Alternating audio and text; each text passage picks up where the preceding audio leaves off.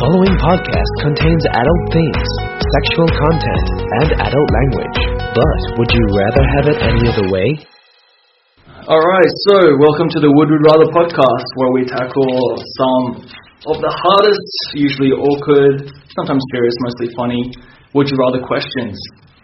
Today's question is, would you rather have one single, all-encompassing religion for the whole world, or no religion at all? I'm your host Meng, and today on the band's panel we have currently studying psychology. That's correct. And with a very strong Christian background, if I'm correct, yeah. Michelle, thank you for joining us today. No problem, thanks for having me. The Queen of Halal, and Wow. the ex-love of my life, Ren. Way to make it awkward. Hey. Thanks for coming. Ex, because you were in halal. Yeah. Wasn't allowed pig, but she had the biggest pig of all. Yeah, it's very true. And her good friend, Crew, who I haven't met before. Hello. But thank you so much for joining us today, Crew. Cool. Alright, so a single religion, as opposed to, all these different religions that we currently have in the world, or no religion at all. Like, what are we thinking? Well, when you first said the question, my first thought was no religion at all. Because with my upbringing, I pretty much didn't have a choice in it. So it was very conservative Christian. And when I was raised, we were in a very isolated environment. So all my friends and family friends and everything, all the people I went to school with, they went to the same church. So I wasn't aware that there was any other life or any other religion really available until I was 15. So for me, the feeling of that being applied to the whole world immediately made me go oh, no. Okay, yeah. Yeah. So that's my initial thought.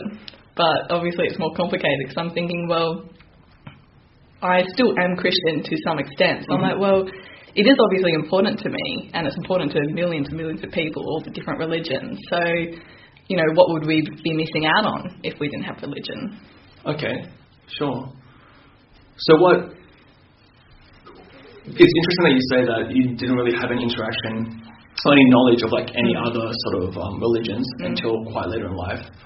Do you think it's because that no matter sort of what religious sect you're really from, it's kind of they want to keep it within the family? Is that something Yeah, it's definitely keep it within the community. They didn't really want us having interactions with people. And the reason I found out about other ways of living was because I started working at Macca's in Kanana. Shout out to Macca's in Kanana.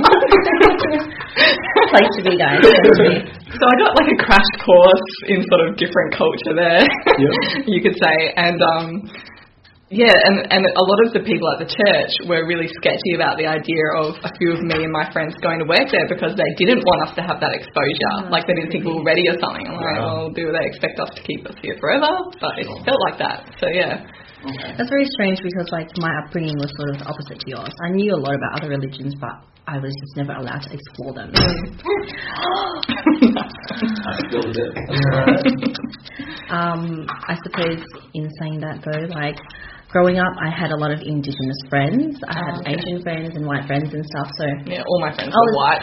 I was very exposed to different cultures and different religions and people at a very young age. My best friend in year 6 was an Indigenous girl. Okay. But I don't know. When going back to that question, you have to think about the essence of religion as well. It's people that F it up. Oh, yeah. Because they translate things differently. Yeah. Of course, if everyone had the same type of mind, religion is not that bad because it's just trying to direct you to be a good person and to be good to other people. Unless you had one religion and everyone just became a fucking terrorist. But even then, just the hypothetical side of things, what if the universal religion was Christianity? Christianity is based on the Bible.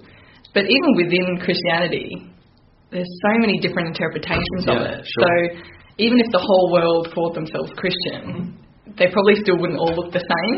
And you'd probably still get those nut jobs who would want to force their version of Christianity down everyone else's throats, just like you get in every religion. Yeah. So it's more I don't even know if that would make things harmonious. So because there's a lot of tension in religion as well as between religions, I think.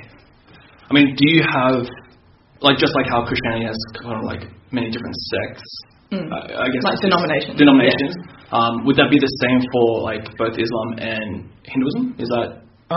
It's pretty true. Like, I grew up in India all my life, and it's probably the most diverse in terms of population in every religion. Like, there's more Muslims in India probably than many Muslim countries in the world, which sort of coexist with Hinduism and other religions. So I sort of, from very young childhood, I had an exposure to all religions. And yeah, so even within Hinduism, there's a number of sects. Yeah, you could use the word sects for that one. Okay. I went to a school that was part of a Hindu sect sort of foundation. So it was actually run by saints. It was like an international school. Okay. That was actually run by saints, and it's one of the best schools in India, whatever. So you would have this sort of a school building where we are taught that Big Bang Theory happened, and then you go home to your boarding, and in the evenings you'd hear a discourse from a saint saying it happened from Vishnu's navel or something. Sure. So there's this constant... A lot of contrast. Yeah, there's this constant contrast. And yeah, like you said, there are sects within Hinduism as well.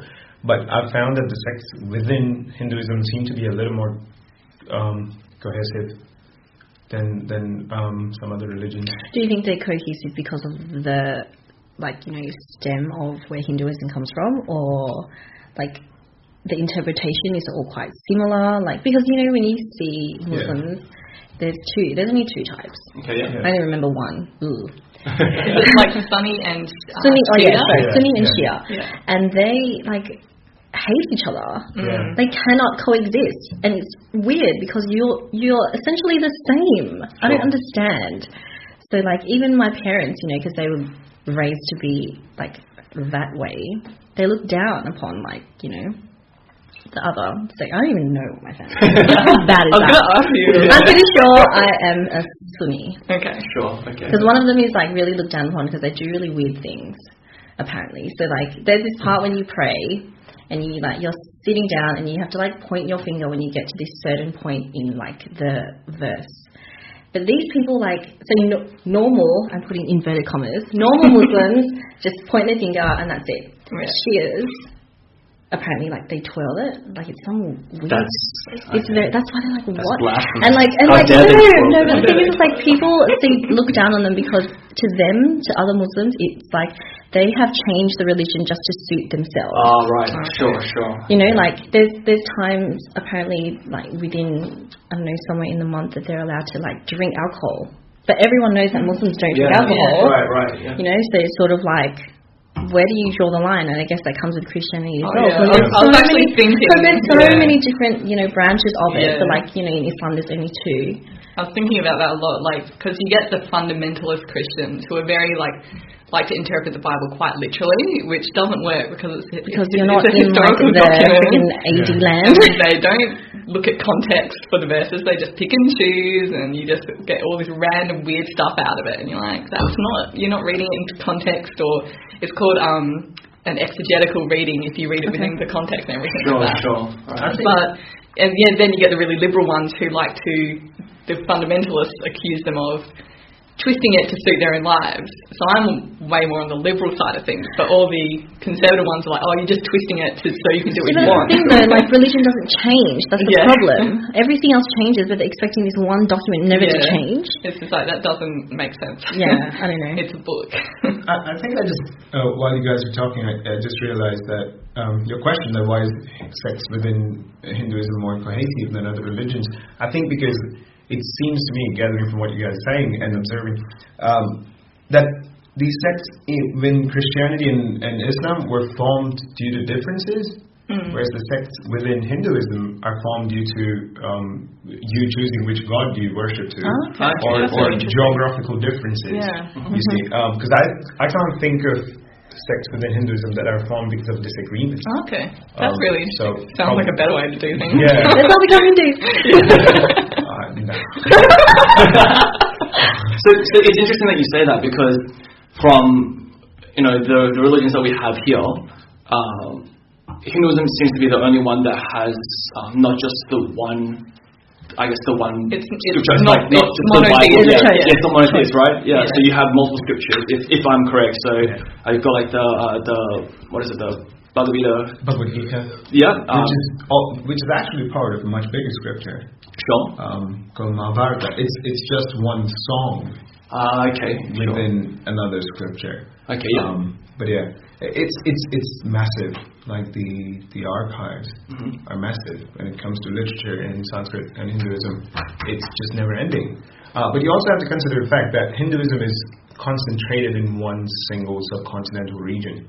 So it's basically Bhutan, Nepal, China. You can't even consider Bhutan anymore because it's primarily Buddhism, which is a whole other faction now. Sure. But majority of Hinduism is concentrated in the subcontinent with some sort of diaspora everywhere. Yeah.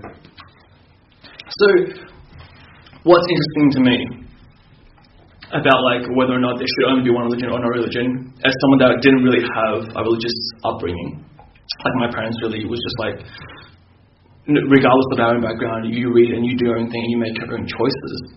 So from my own like personal studies and discoveries of like certain religions, so that's a topic I'm really interested in, it seems like no matter what religion, there does seem to be like an underlying theme. Okay, so in this case, there is only, in essence, like one God. Maybe in Hinduism there is, from what I understand, many gods, but it all comes from, the single original entity, the Brahman, if I'm correct. So the three main entities. Okay, yeah. And basically you trace every one of them back to all three of them. Would you like me to name them? Yeah, yes, cool. It's good. So there's Brahma, Vishnu, and Mahesh. Okay, yeah. The way it goes is Brahma is where it all, Vishnu is where it all originated from. He created the universe and everything. Brahma is sort of the operator of it, and he also represents time. This is interesting about Hinduism because every sort of a meta god, if you may. So these three would be like meta god or something. Yeah. They represent certain aspects of physics, like time, universe, continuum, etc. Oh, okay. It's very interesting. So Brahma is the operator, Vishnu is where it all started, and Shiva is like the destroyer. So he sort of makes sure that there's a destruction of old and creation of new kind of thing. And every other god are more or less their incarnations. Yeah. Okay, yeah, sure. So they're like representations of like the original three. It's kind of like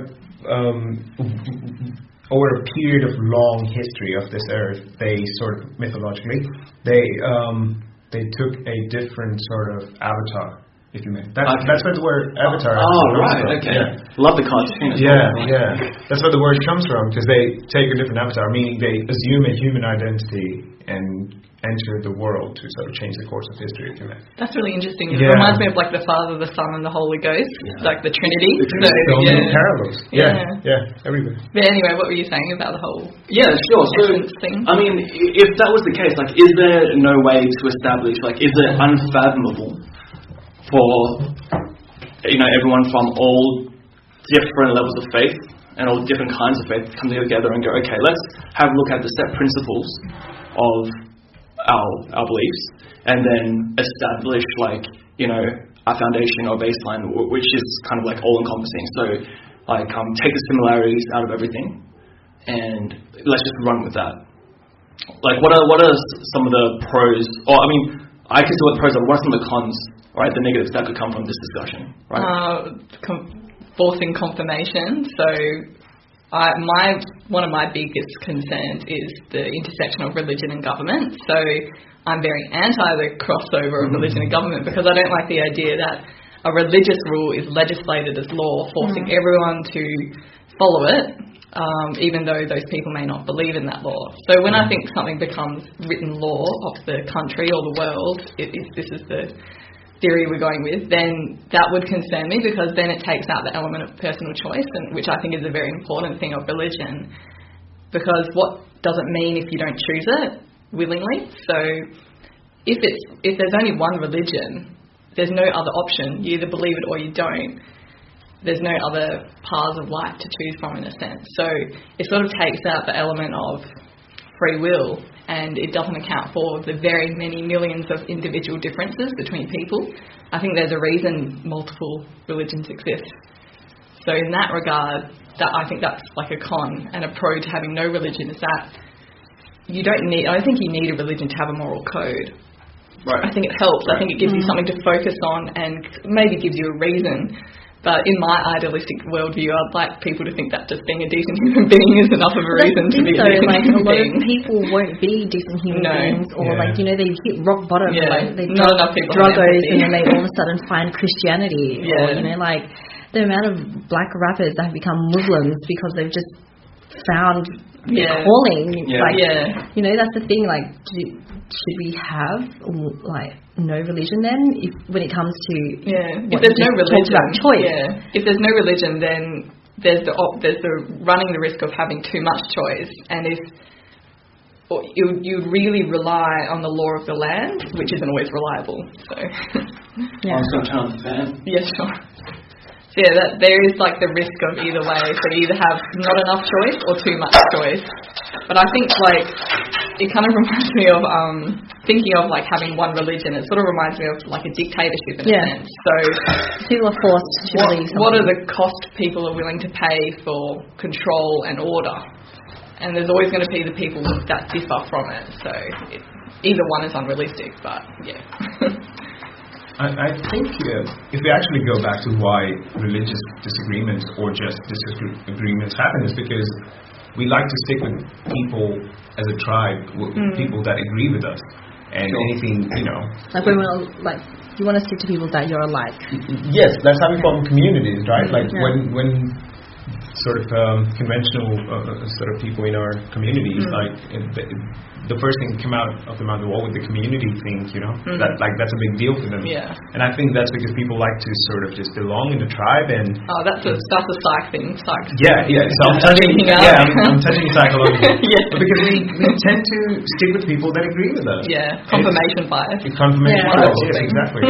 And if someone doesn't agree with us, we have to sort of become defensive or offensive to them. We can't just understand. You either assimilate the view, or you change your worldview, which is very uncomfortable for most people. They tend to just ignore it and just avoid it and be like, well, I'm just going to stay in my safe little environment, which is often your safe little tribe, people who don't challenge your views and agree with them, and you just find yourself living in an echo chamber, basically. It's a psychological thing to avoid distress and make your life easier, basically. I think that's what religion uses to a great. I mean, I don't know if it's willingly or unwillingly. I'm sure if they're employing like psychological, tactics or anything. Probably not. Probably not consciously. Yeah, but it's sort of explained, and so that just sort of shows that as long as there will be a disagreement, there would always be a different religion, and I don't think we could ever agree on one. No. The psychology just doesn't, science doesn't add up, and it would just people don't happen. work that way. They just don't work that way. Yeah. What if, from the very beginning, let's imagine a world for from the very beginning, there was then only one faith that no one could disagree with, purely based on the fact that because maybe there was not so many. There's no way to misinterpret it, or there's no different variations of it. It's very black and white. Like, imagine a religion where the foundation is just purely, be good to others, or something like that. Where it's very basic. It's just like one mantra, and there's no way to essentially disagree with it because there always is, because human beings will be human beings. There is simply because if the premise of the religion is be good to others, then you have to define what is good. Exactly. And in what situation, is killing someone in self-defense, can that be considered a good thing, or are you meant to just let yourself be killed so you don't do harm to someone else? There's all those grey areas ethically to navigate, and there's always going to be people that disagree even on the different definition of what does being good mean.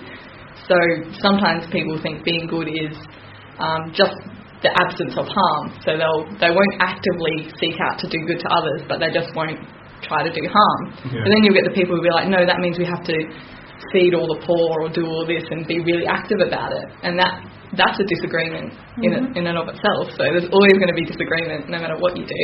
Sure.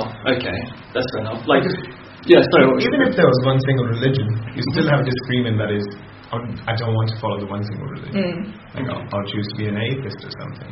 Okay, yeah. So there would always be something that we disagree on, no matter if it's just one single religion. Yeah. But the thing is with this is, okay, let's say in this hypothetical where there was one single religion, and you could believe it or you don't, but there was no other, possible creation of a different type of religion, right? It was just like this one religion, whatever it's called, and you can either be a follower or not, right? Now, are there consequences for not following this religion, though? No. Okay. No. Okay. I think in that case, it wouldn't be called or treated as the religion we know it today. I think if there was just one religion that people knew of, it would be more sort of a way of life. Yeah, like this is just how it is. Yeah, that's how it is. And that's sort of how a lot of religions have come to be and evolved. Like Hinduism was, from what I understand, was never supposed to be a religion. Hinduism was just way of life in that part of the world and how they lived. Sure. It wasn't sort of enforced. There was never a point of, I'm a Hindu or you're a Hindu. It was just a way of life. Okay. And I think that's what it would be. You wouldn't call it religion if it was just one religion. It would just be the way of life. It's just how things are done in this world. True. Would that be like a better world than the way it is now, do you think? I'm sure we'll find something else to disagree on. Yeah, people always find something else to disagree on. I mean, it doesn't take out the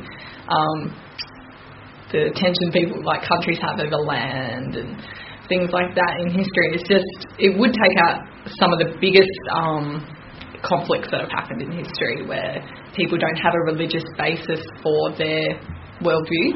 So if they, take slavery in America, for example, a lot of southern white slave owners and northerners, when they did it, they used religion, they used the Bible as a way to back up their claim. You're always going to have people that will do that, where they'll, but if there's no text, nothing for them to be like, well, this proves my point of view is more valid than yours, then maybe that would reduce some of the conflicts, at least from such a big level. Because you know how you get those big ideological struggles, for example, the pro-choices versus the anti-abortion ones. Yep.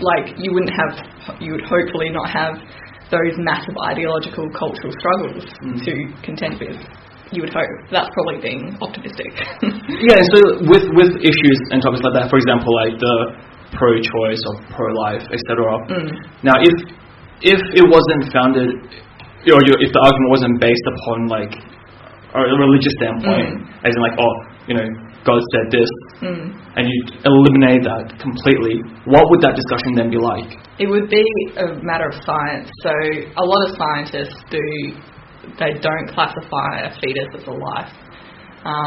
But there's a lot of grey area around it, and there's a lot of scientists that do think that the potential for life, or the fact that it's developing into life, is a form of life and therefore should be protected. So you're still going to get the disagreement, but whether or not it would be such a massive thing that people are because you've seen some of the, I don't know if you've seen, but I've seen a lot of the things that anti-abortionists or pro-lifers have written, and they're just rabid about it. They're just so passionate about their view, and that's because they believe that the life is protected by God. So they think it's sort of sacred, and that gives a purpose to their opinion or worldview that wouldn't exist otherwise. It sort of backs it up and makes it sort of almost infallible. This is not just my opinion, I've heard this from God, and it seems more legit if they do it that way, and instead of just, this is my opinion based on scientific fact. It's not that. This is my opinion because this is what I believe from what I've interpreted from the Bible and what God has said to me, and it becomes this big thing, and you'd think that the conflicts would be more rational than ideological. Yeah, I think sort of making things sound credible is at the very core of religion. Because in order to get people's attention and get people to be believing in something you're saying, it has to come from sort of a charismatic point of view. I was reading a very interesting article, which was, this is why evangelists and those what do you call them? You see them early in the morning and they're talking about religion on TV. Oh, the televangelists? Yes, yes. I think there was like a cool word for it. But they're all very charismatic because that makes everything much more credible. If you ever go to a church service, which I do sometimes, all the preachers, they're very good speakers, very good public speakers. They're funny, they're engaging, they're like personable, like. You can't just be up there and be this awkward person just trying to like read off a list that you've written. Like you have to be very charismatic. Yeah. Do you know if you ever get to see African pastors and African they're evangelists? amazing. Oh yeah. They are so charismatic. Yeah. They get people's attention like crazy because that just makes everything sound so much more credible, exactly. right? Yeah.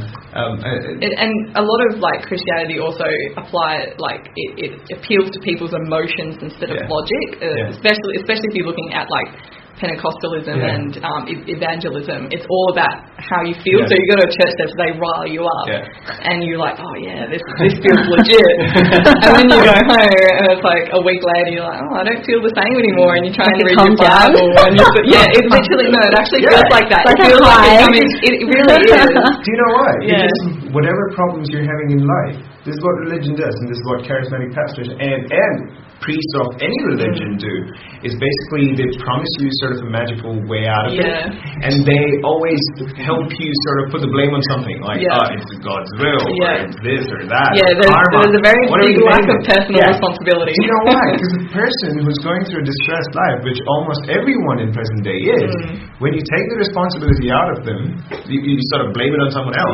It's so much lighter on their shoulders. Yeah, you blame it on an outside force. Like so much better about A big one in Christianity is like the devil is working, his forces are working on your life, and you have to like do these things to make sure it's really like. And I used to completely buy into it, and I'd be like, if I'm not careful and I don't keep up, like demons will come and interfere in my life and things like that. I even get that from my parents, in all honesty, because I'm quite open with my beliefs and my non-beliefs of things, and my mum and I get into really heated arguments about stuff because I will actually question her and she cannot answer the question. It's always like, do you want me to go to hell? Do you want to send the rest of your family to hell? And I'm like, holy shit, that freaking went from 1 to 100 real quick. I was like, what the hell? Like, there's been so many instances, and I just don't feel comfortable anymore. Like, what's the point in me even trying to? I'm trying to be honest and open with you, but it's like, we're all going to hell because of you. I'm like, Jesus. Alrighty then. Mom, there's no hell. We live in Thornley. It doesn't get any more. So true. I'd be like, I'm already here. And that's like the one really big element that kind of irks me, I suppose, about most religions, which is it's kind of like a carrot and stick scenario where it's you have these guiding principles, and if you don't follow these guiding principles, then there's going to be punishment, right? In the afterlife, and the consequence isn't. It's not in relation to what you do. You're saying that though, right? You know how I asked you, is there a consequence if you don't follow this religion? That defeats the purpose of the question. Then, if there's one religion, there's always a consequence. There's going to be a consequence, even if it's not a present one in the physical world. There'll be one in the afterlife or something like. Religion cannot work without reward and punishment. It can't. I just don't think. Well, at least the religion that I know. That's because life can't run without two things, which are similar: pain and pleasure. That's just what drives everything we do. It's part of your development of learning. You have your reward or your punishment to reinforce your behaviours. But religion takes that principle of reward and punishment, simple psychological system that we used to learn, and it blows it up to this big existential thing where you're like, everything I do in this life has an impact on my afterlife. And not only that, like I used to believe crazy shit, like if I wasn't living as a good enough Christian, God would allow my parents to be in a car crash and kill them just to show me that I should get back in line. I've got a question. Now, clearly you grew up in all this. How do you get to unlearn it? And how do you sort of... I was just start blatantly unhappy. And you could just feel that something was wrong, where you're like, I was just so unhappy and just worried all the time, always fearing punishment.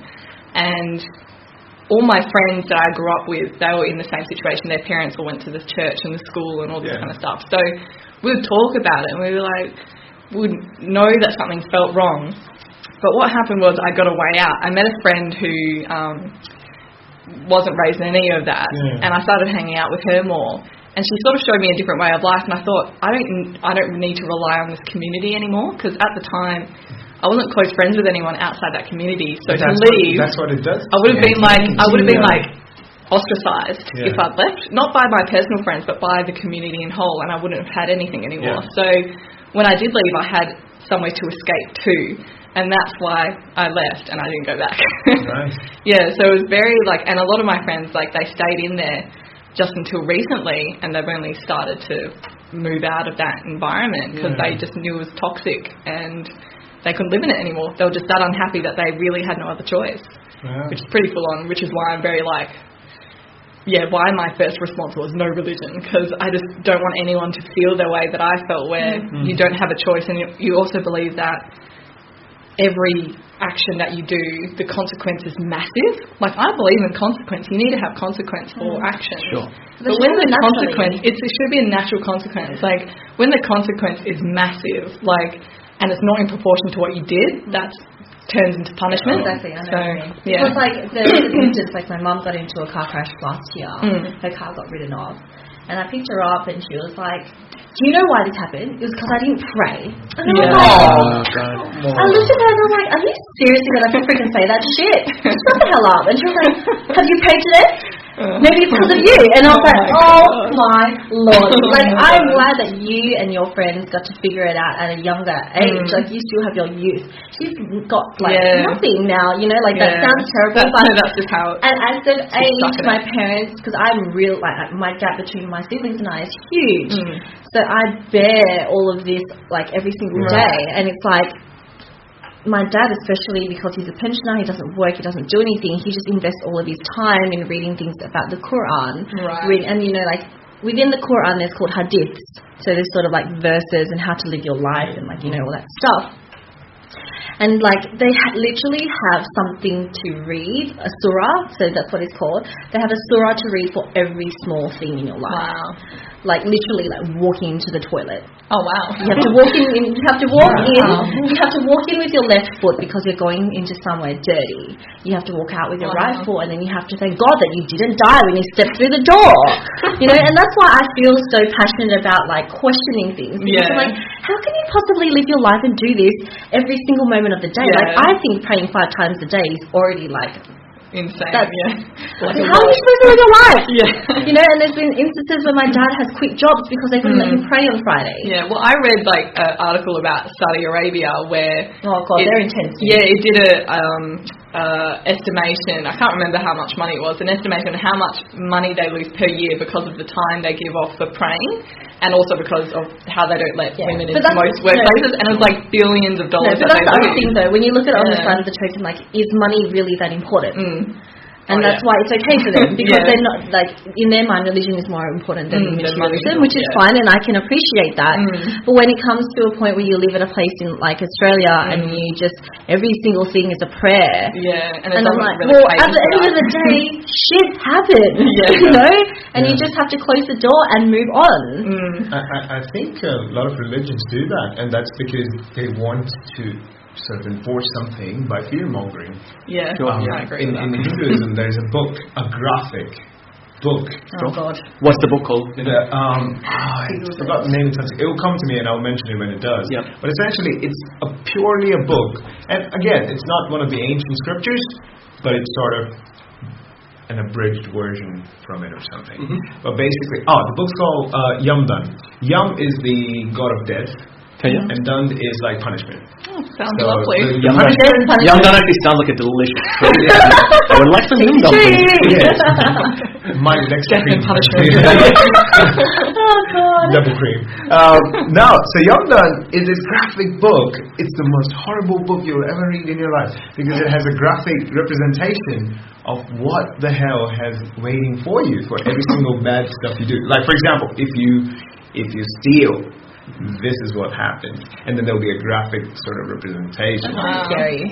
That's like, the Bible's a little bit like that. Yeah. They're a little bit more vague when it comes to heaven and hell, but with hell, like, depending on what denomination you're in, they certainly, like, for example, if you cause your brother to fall, so if you do something that causes him to lose faith, your punishment is worse because you're the one who caused him to lose his faith. Like, things like that, there's levels of punishment. It's weird. It's like fear-mongering. I don't think it would work without it, like, which is interesting to me, because what I've learned doing psychology is that reinforcement by reward works better than reinforcement by punishment. So if Christianity and Islam and all the religions, they reinforced through reward and took out the punishment, or at least really dumbed that down a lot and made it very vague or small, then it would probably work a lot better and it'd be a lot more uplifting, and people would actually feel better about being religious than feeling like I have to do these things because if I don't, I'm going to get punishment. Because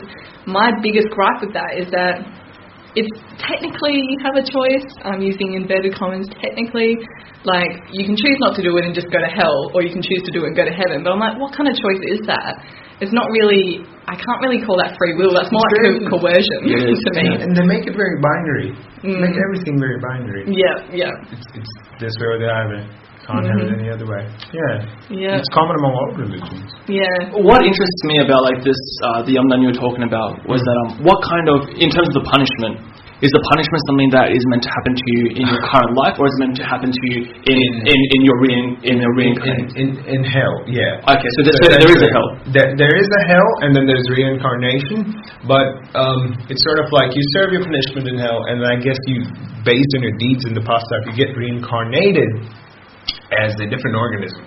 So I think there was a certain number that every few billion or million years or something you get to go back as a human, and that, I guess they say that so that you appreciate your current life more. And so if you do bad stuff now, your next life you'd probably be a bug or something. But the punishments are horrific. Please give us an example. Okay, I remember one. I didn't feel bad about it because the crime itself is hideous. So the punishment for rape was something like you get tied on a bed of thorns in a river of semen, and you get your dick cut off. In a river? That was river? A whole river of semen? There's a full river of semen. Okay, I just have this mental image of all these like guys standing at the top of the river just like jerking off. Maybe that's like one of the good better punishments. Is that really hell? Jerking off for life. This Hindu hell is nasty, man. That's really inventive. Like, there's I even thought of this day. Holy shit. there was so much like, and it just made me ask the question. The first question that came to my mind after looking at all the punishments was, who's the author and how fucking sadist is he? Right. He's like getting off on this. Wow, I was just like, this is disturbing. Someone had a rough childhood. But anyone that has read this and is of the Hindu faith, they believe that this is what will happen if they take that quite literally? It's more specific to a certain sect, but it is well known around all Hindu sects. Sorry, what was your question again? Whether or not it was taken literally, like, or whether or not it was just like, it's just, like a hyperbole or an exaggeration of what. So we were introduced to this in our school, and like I said, it was. That's so fucked up. I know. Right, today. It's so fucked up when they do this in childhood. It was so messed up, and I was just. Here's the thing. I think I and my circle of friends, we were all in that boarding school, and we lived there and everything. I think we were smart enough to use our own sort of common sense or whatever to guide us through whatever. But not everyone is that fortunate. There are people who are blind followers of this thing, and they just took the word literally. They just thought that's what would happen. Even to this day, when they see me eating beef, they're just like, you know what happens when you eat beef. Wow. And I don't remember what happened. I don't think about it. It's a river of bull semen. I'm just like, looking forward to it, man. I love semen. Sign me up. Next time I go to India, I'm gonna bring a coffee for y'all. Oh, please. Yes, please. Yes, that would be. If the customs or airport people pull it out and see it, I'm gonna have the most awful. I'll bring a coffee next time. Like, why are you interested? Oh, God. Oh, Lord. But yeah, like what you said about learning in childhood, like Yeah. I think that's one of the most fucked up elements of it, because when you're a child, like your brain, the frontal lobe isn't properly developed, so you can't reason. That is exactly why you get introduced to it. Yeah, it's brainwashing. Yeah. And so because if you don't develop that properly when you're in childhood and you're going through adolescence, and this is what happened with me and my friends, like we're going through adolescence but we're still not allowed to make our own decisions. So we didn't understand the whole element of like natural consequence for our actions or anything like that. So for a lot of us, it's almost like our frontal lobes didn't develop properly, or like rather the neural pathways. I mean, that's exactly why. Yeah, that's exactly why you see more Christian schools than universities. Yeah, exactly. You know, I think university is a better business. It's a better money-making machine. But you only have Notre Dame. Yeah. But And Notre Dame, I went there once, and they're very light on the religious aspect of the education. They have to be. So, At the end of the day, you need enrollment. Yeah. Right. Yeah.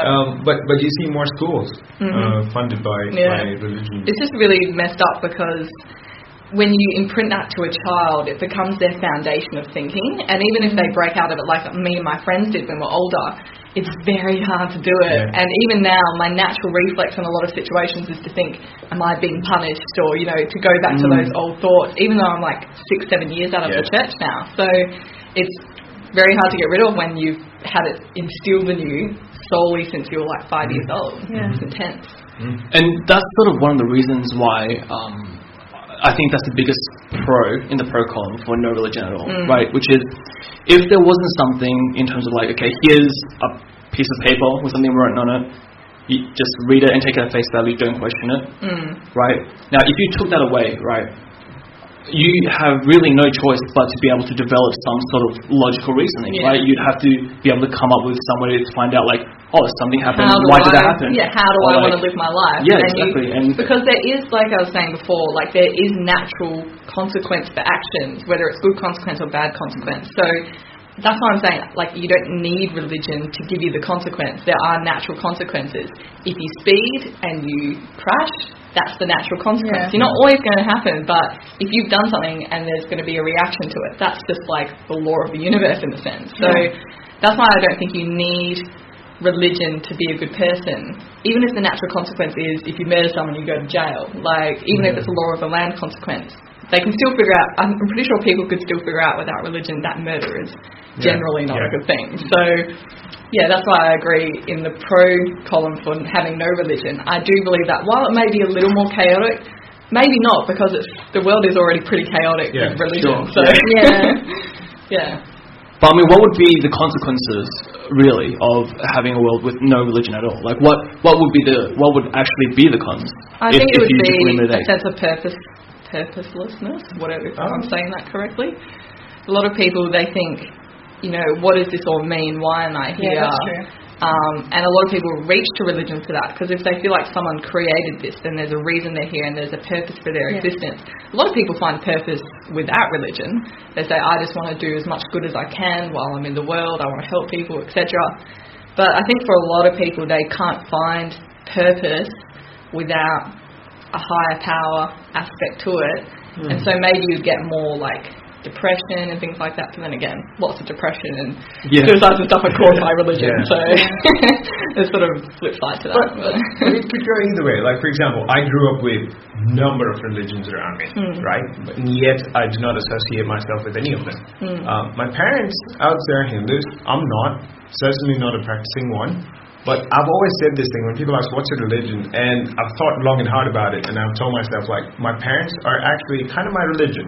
Because even though there are all these religions around me, my current value system is not because of any of these single religions. For example, my maid was Muslim, so I was raised by her. She cooked for me, she did everything for me. And then I went to a Hindu school, and my parents had built mosque for charity. So we were grown in this environment. But yet my value system doesn't come from any of these religions. It actually comes from what my parents taught me as a kid. They're like the people. Yeah, and the people, like this is the right thing to do, this is the wrong thing to do. Dad says money is not important, helping people is more important. Being of use to someone is important, right? So I've always said my parents have a religion. So in case there was a world where there would be no religion, people would find certain things of their value system depending on their experience that they were growing up. But do you think the values that your parents have were based from religion, though? I don't think so. Okay. I think they can come naturally. Like, I think, I don't think people, if you don't give them a belief system, they're just going to revert to being terrible people. Yeah. There's always variants. I've figured out where my parents' value system comes from.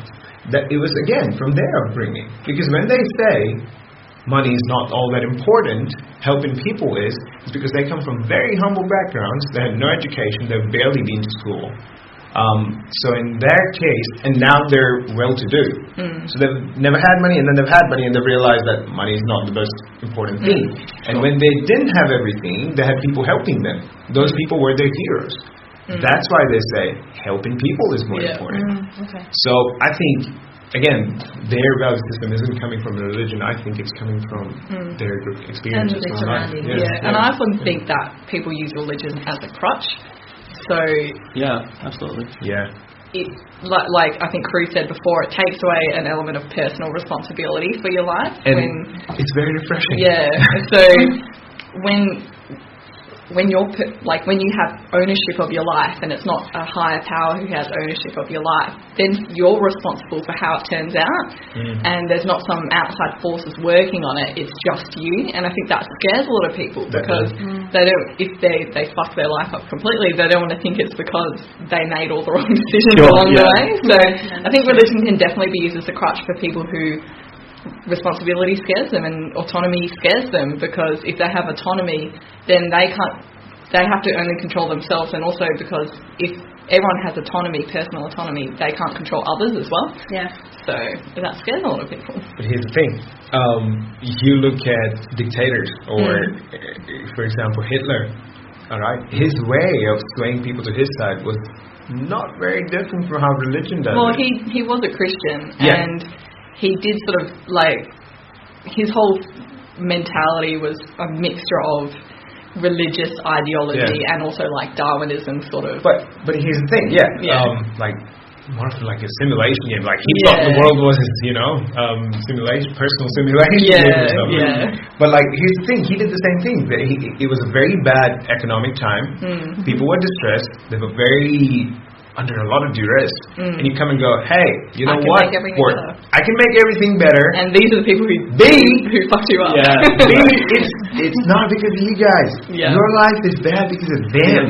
Well, this is what's happening currently in America, in the West, and everything like that. That's what religion did as well. And it's just it's based on it. A lot of the people you see who are very Islamophobic or xenophobic, they're generally white Christians. So they're doing the same thing. They're blaming their personal issues. So if a lot of them are white and they're working and they're used to being on the top of the hierarchy when it comes to the social life and rights that they have, and they find that being taken away, and they find their lives are harder, they're like, well, it's their fault. You would find this common thread everywhere, because they come from a sort of lower socioeconomic background as well, because people are the most vulnerable when you take out predictability from their life and stability from their life, right? You can get them to believe in everything.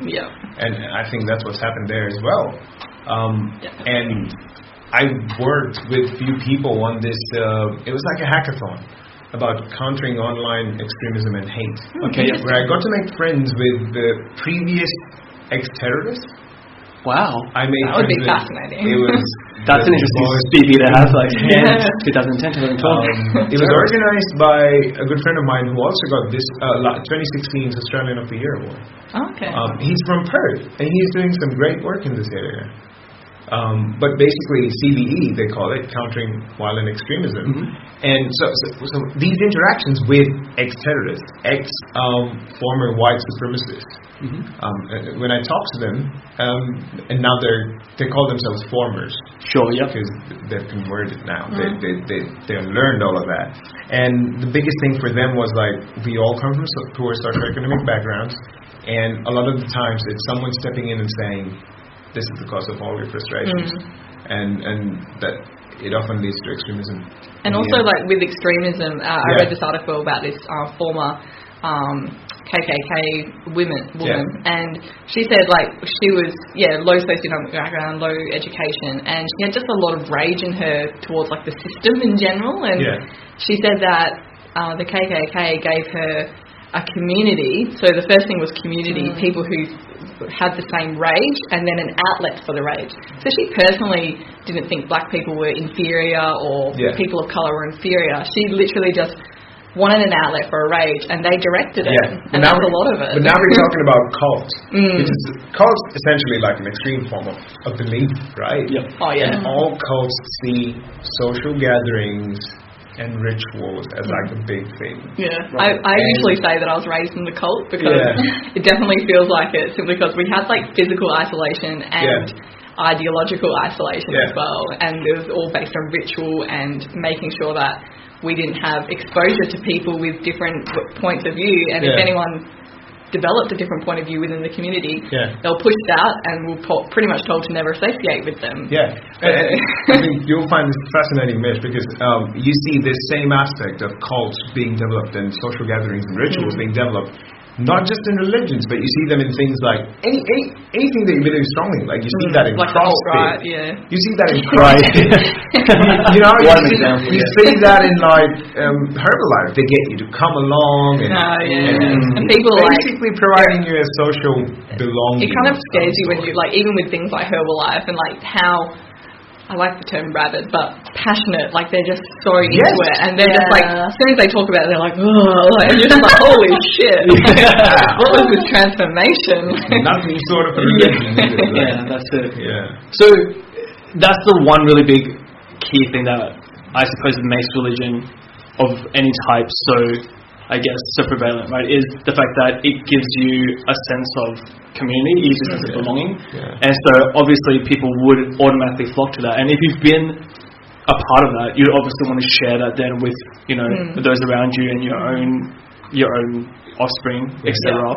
So in the case of a world without religion, right, how would you be able to then establish that same sense of community, right? That same sense of purpose, right? That someone, like for example, in this day and age, if you were to be not religious at all or had no religious background, to give that sense of purpose in that person's life, but just think about on a larger scale, right? So, is it actually possible? Do you think it's possible that you could go, okay, your sense of purpose or your sense of belonging is with everyone else in the world, not just with these other few types of people that are feeling shit, but like everyone, because, you know, everyone at some point in time will feel something that is similar to someone else, right? So let's just think of the whole world as your community, and this is the place you belong, and not just one individualized group or one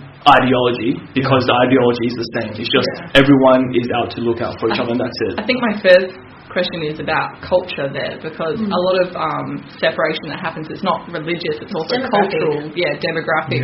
People grow up in different, like, I think you could only have a worldwide community that feels exactly the same or extremely similar if they've all been raised similarly with like in the same culture, and everyone sort of was raised the same way, had the same environment. But even then, you're always going to have genetic differences that account for personalities and things like that. So I think that I don't know if it's possible to create like a worldwide community as far as like everyone's feeling like they belong to the world. I think it would be more like that if you didn't have certain countries. If you had one person or one government who regulated the entire world, you could. If we all felt like we belonged to the world instead of Australia or America or Indonesia or whatever. So This is, in times like this, like, you know, like when you say, how can we, like, imaginary scenarios, like the questions you're posing today. I like to look at like fictional dystopian worlds, and one of my favorite tends to be Star Trek. Like, I'm not a big fan, but at the same time I can respect it, because that's the first time they've shown a fictional dystopian world where even though everyone looks bizarrely different, they still get along. Yeah, There's no mention of federation and everything. Yeah, it's all part of the federation and stuff. Yeah. So I think they found some higher purpose or something. Yeah, I think they found a higher purpose when they found other worlds and universes to explore. But to use that same analogy, what's interesting about that is when you look at Star Trek, what they're doing is they're trying to push the boundaries of their universes and explore. And generally, it's like what the British did, trying to colonise everyone. They're sort of just doing that and pushing outwards. So they're like, okay, we have the world, but we always want more. I feel like it's just part of being a human to want more. Yeah, and obviously we see the Federation as good people, but that's their story. Right. It's basically like any movie or book that's written from a white colonist perspective, and we're like, we're good people, we're educating people and civilizing them, and then the people who are being colonized, they're like, you're fucking up our whole system. You're fucking up our whole lives.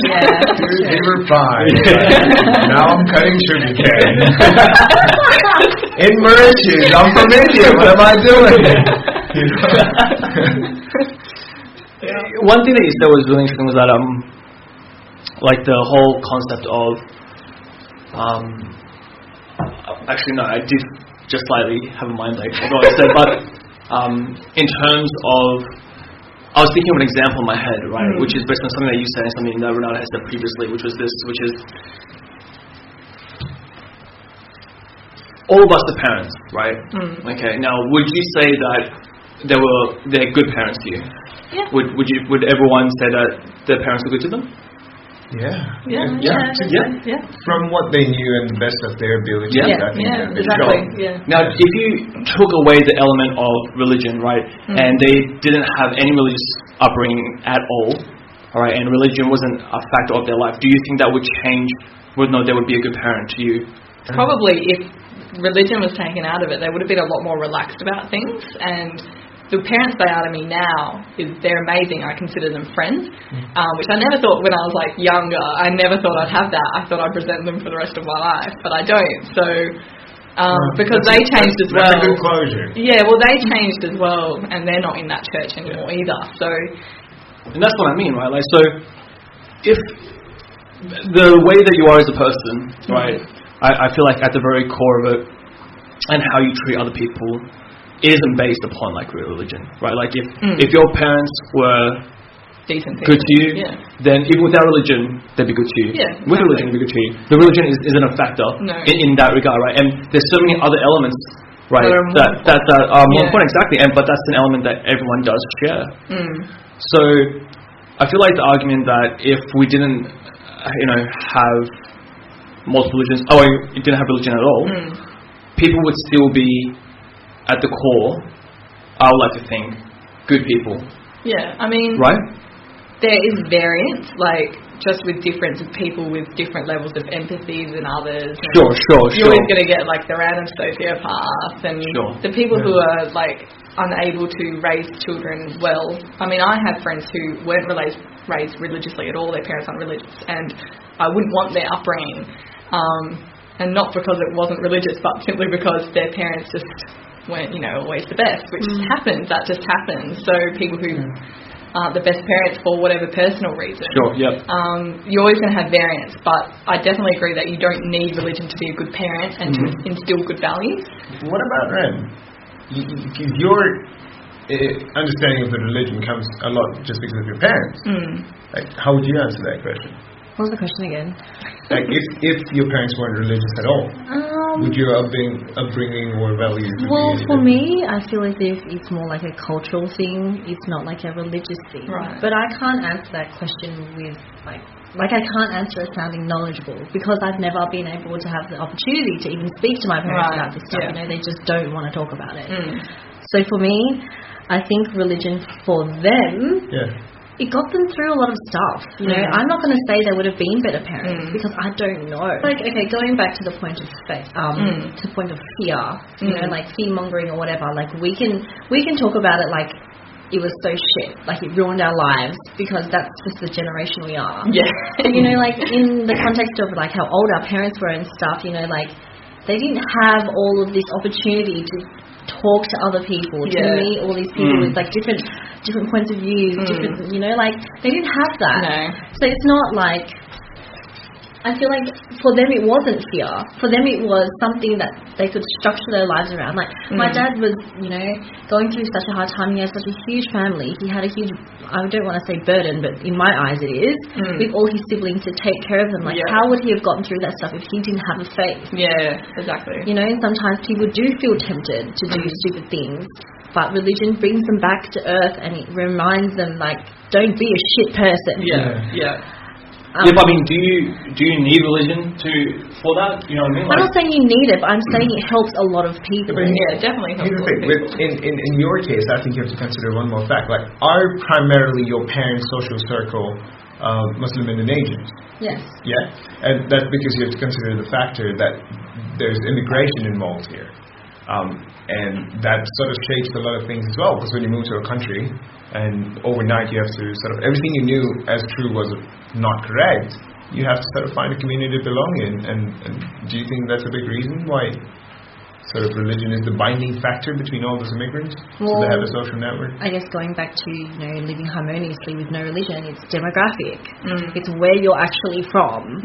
And probably if the religion wasn't, if the culture wasn't religious, it still would have been a strong culture. Yeah. And I mean, like, my family is from a country that has the highest population of Muslims. You know, like, and I don't agree with it, but I know that they have really ingrained Muslim or Islam into their laws. I don't agree with it. But there's times, like, because there's a lot of stuff going on at the moment with the government, with corruption and all that stuff. There's actually the governor of Jakarta. He's a Chinese Indonesian guy. He has done so well for that state. He's cleaned everything up. Everything is just, it's amazing, like times 1 million, you know. But he recently made like this stupid ass comment about like pretty much blasphemy, like talking shit about the Quran, and now he's lost his fucking job.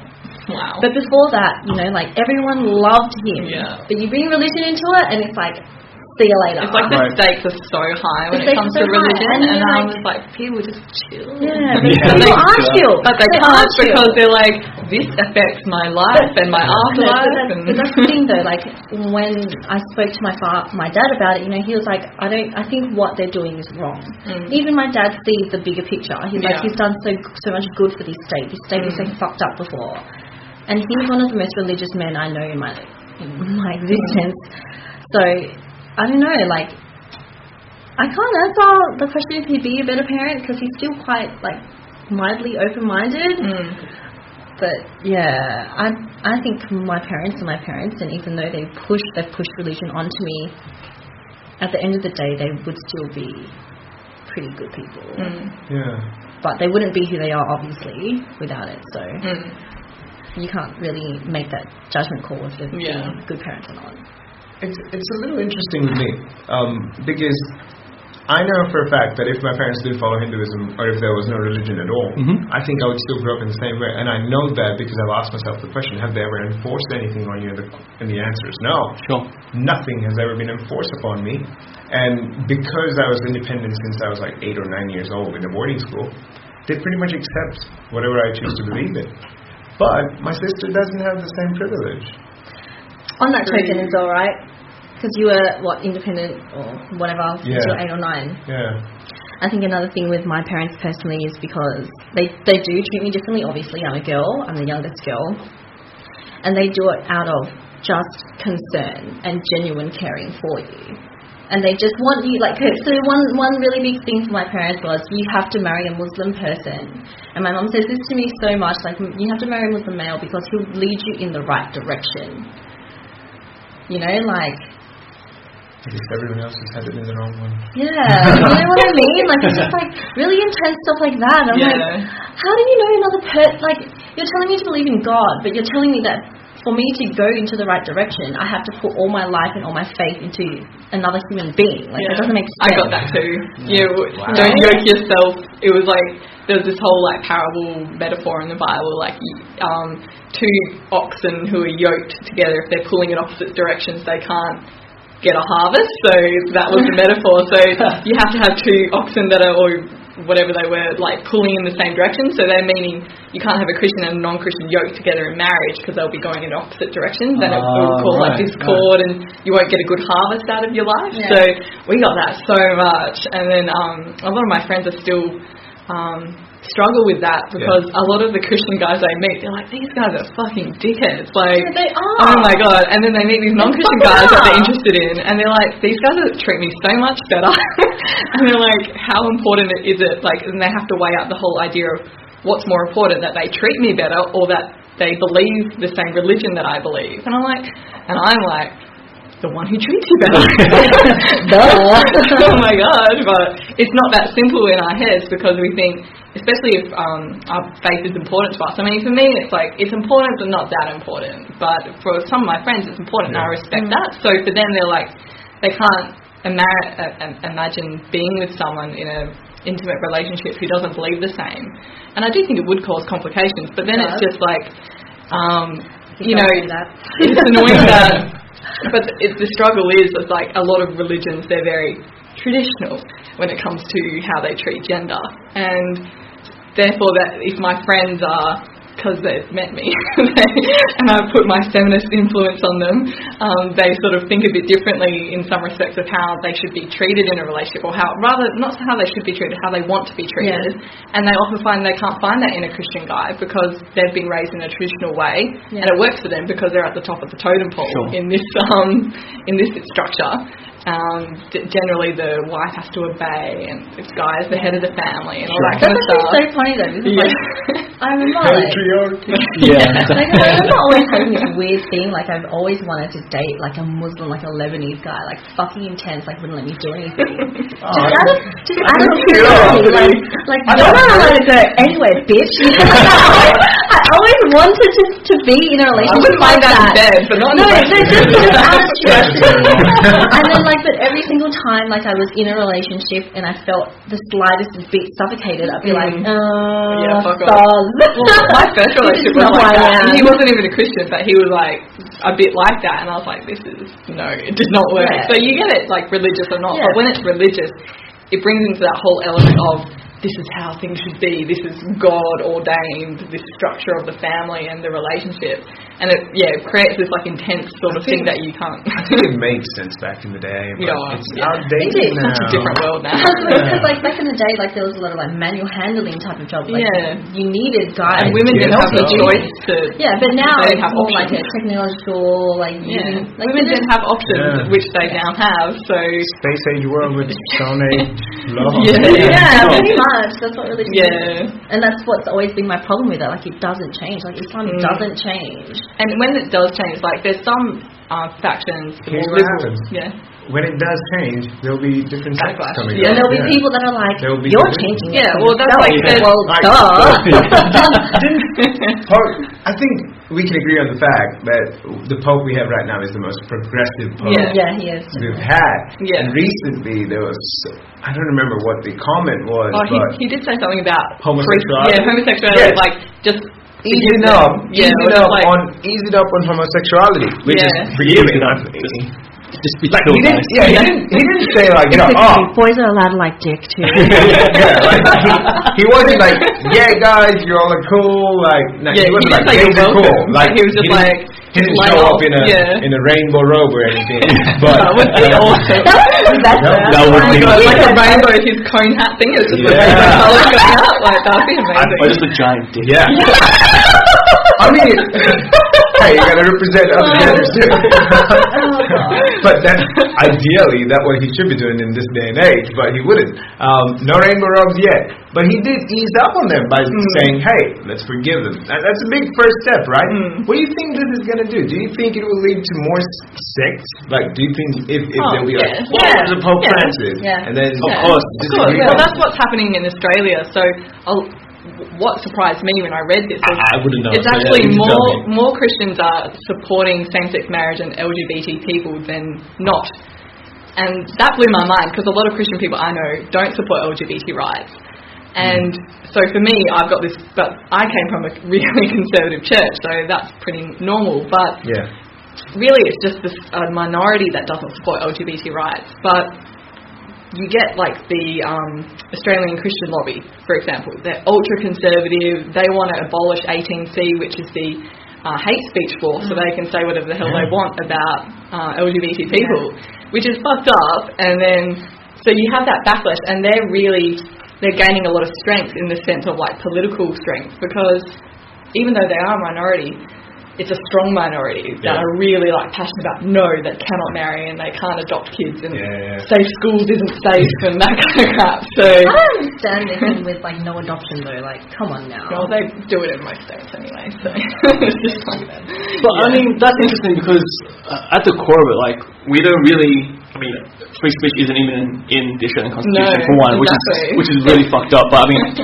as someone that believes in free speech, like I believe like if you want to talk shit, right, and if you want to call someone, you know, a faggot or a cunt or whatever, like you want to call them those things, I believe that you should have the right to, right? But the problem isn't the fact that like we shouldn't have laws to say that you can't use hate speech, you can't do this. It should be about educating people that there's no reason to or they don't want to. You know, it's kind of like going... Ideally, yes. Yeah, but in reality, let's be real here, that's not going to happen. Okay? Well, but a part of it is... But a part of that is it not because of, like, I hate to say it, but like a religious, like, tinge here, right? Because a lot of the religious scripts, scriptures, whatever, it is very anti-homosexuality, right? Yeah. Like, the oldest school ones, because obviously, like... You know, I'm sure there's a reason in terms of like from like a biological standpoint. Well, they're more like the Bible is more, from my understanding, they're more anti-male and male sex. They don't really say anything about homosexuality as a feeling or like a I think orientation. It's more about it's against it's against gay sex, not so much. It's against sodomy as they call it. It's not very specific.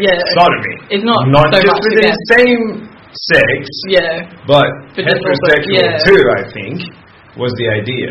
Oh, right, sure. Because there was, that's exactly right. There was no such thing as homosexuality back in the day. They didn't know to call that. So if someone preferred men who was a man, they didn't go, you're a homosexual. It wasn't because they didn't have a sexual orientation or a name for it. It was just, this is how things are. It was more the act of it that they were, the old school ones were talking about. Pretty much just a guy shouldn't put another thing up another guy's bum, really. Yeah, pretty much. But here's the thing though, right? So, if you eliminated that, right? If you eliminated that, imagine someone that has read this and now they believe like, hey, you know, gay is wrong because it's wrong to have sex with other men. It's wrong to shove things up your ass. Okay, like imagine someone that believes this because that's what they've been taught and that's what their parents have been taught and that's what the community believes. Now imagine if this didn't exist, right? Imagine this and it has never existed. Has never existed. What would happen in that situation? I'll give you an example. Okay. Do you think we'd have more gay people? Yeah, more openly gay people. No, we wouldn't have more gay people. We just have the same number of gay people. Same amount that are open. They'd be comfortable. Yeah. Right? Like, they wouldn't feel like they have to, hide it, India is an interesting example. From what I recall, I don't think any Indian scripture mentions that homosexuality is forbidden. Okay? There's no mention of that. From what I know, there are temples in India dedicated to sex, where there's like orgies in monuments. Can I come back to your religion? No, but I mean, hey, give me the directions to the semen, like this. I mean, hey, the lesser known scripture is Kama Sutra, right? Like people don't talk about it. Right. If you actually look at Kama Sutra, like there's depictions of groupies and orgies.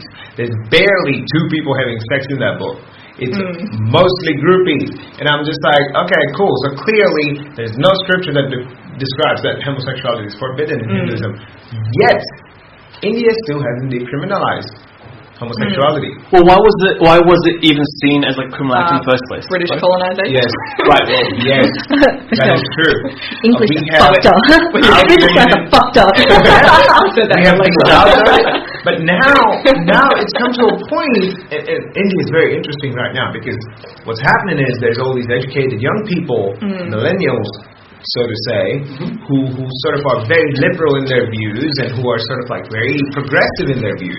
At the same time, just a generation before that, or certain people who believe, in the Indian values too much. There's this Indian value policing going on in India, which extends to everything. If an Indian actress shows too much skin, these people start policing her. They attack her house and stuff and all that kind of stuff.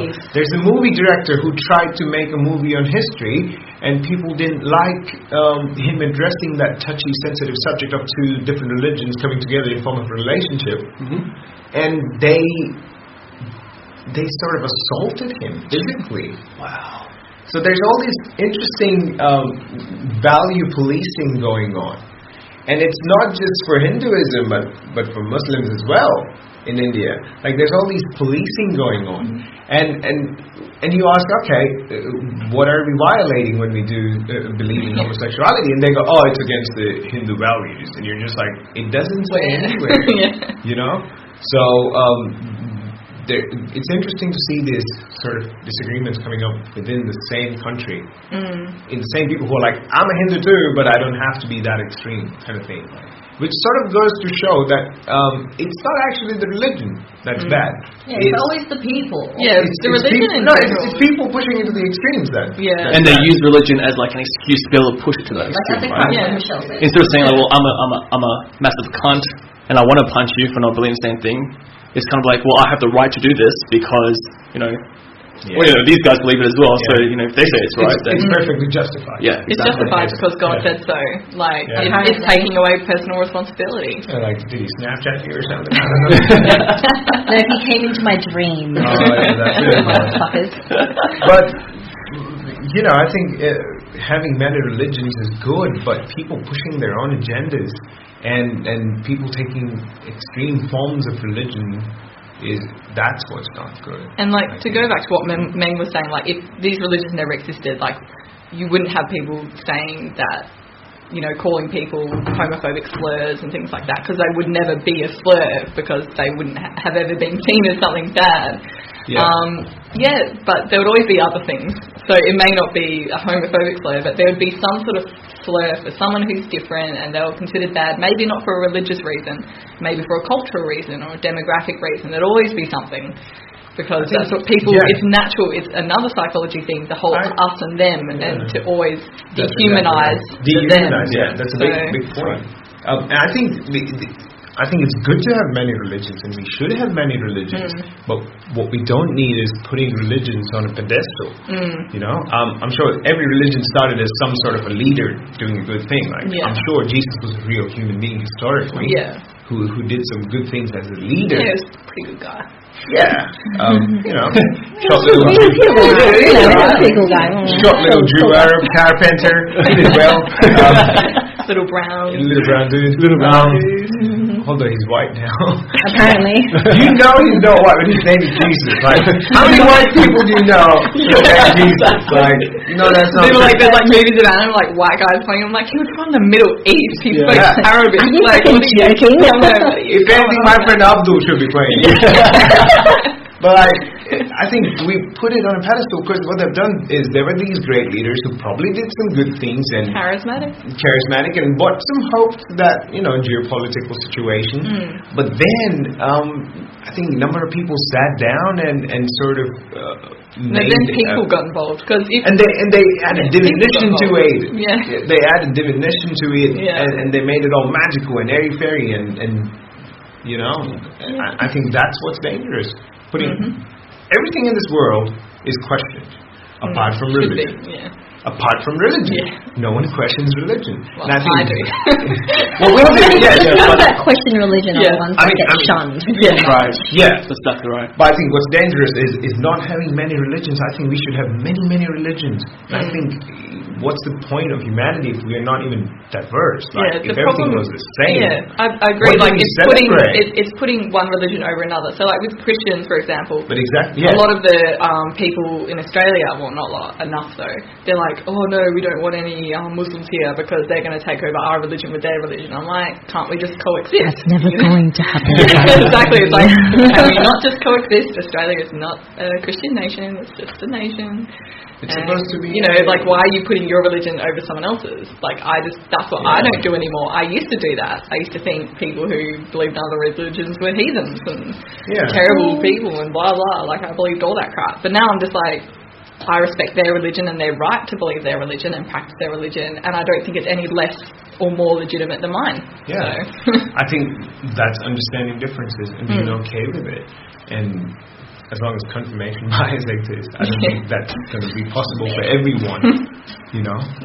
There was a very good, and this is just an anecdote, but I think a lot of the hate against other religions and not accepting other religions comes from the fact that we haven't even seen their perspective yet. There was a very good, I've saved this video clip where there was this guy who was like a staunch Trump supporter or something, and he was like, no refugees, no Muslims. He was like, you know, your typical redneck, guns, violence, barbecues, everything. But and then he had a few Muslim immigrants move next door in his apartment, like at least 3 families, Syrian refugee families moved next door, and they had kids and everything.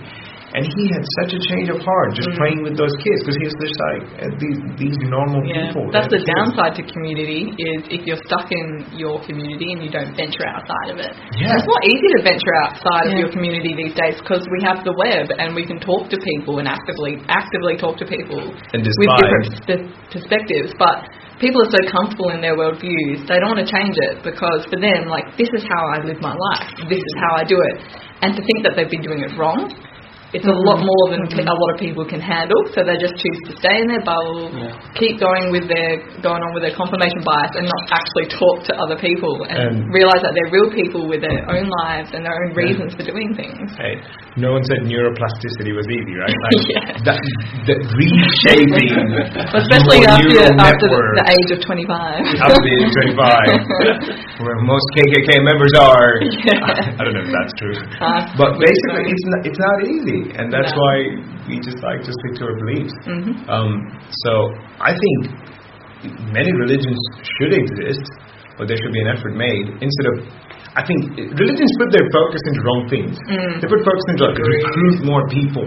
Recruiting more people, and also regulating behaviour instead of helping people. Sure. And this is what like shits me about things like the whole pro-life movement and stuff. I'm like, I'm all for reducing abortion simply because I don't think they should be needed if people have access to sex education and contraceptives and all that sort of thing. But then I'm like, if maybe help people like after they've given birth as well. They seem to really be only concerned with the life up until it's born. And then it's like, well, I'm like, okay, so you're not like going there, like you want this woman to bring the fetus to birth, like if it has defects, but you're not going to give her the healthcare to deal with it all, and like you know, that kind of thing. I'm like, they're so concerned with regulating behaviour instead of understanding situation and helping. To a point where Africa, the continent with the highest number of HIV or people suffering from HIV, WHO invests millions of dollars in providing free condoms and contraceptives. Guess where they all ended up? In the bin? In the bin, yeah, in the landfills. They had a huge condom problem in the landfills because the religion was just so overpowering and stopped them from using it. And this is where education comes. That's what I was about to say. Education is like so important. The education. I didn't know what a vagina was until I was 13, even though I have one. When I wow. I'm not joking. Discovery. What's this? No, but that's the real problem. I think the real problem is people are uneducated, whether they have the opportunity or not. They're uneducated. That's the real thing. And like, when you get to this age, that's when you start to decide if you want to get to know other people and other be people. Educated. And be educated. But there's just too many people in this world that, like what you said, Mish, like they don't want to. It makes them feel uncomfortable. Because unlearning is difficult. Oh, it is. Oh my God, my peanut-sized brain, I don't want it to get a bit up.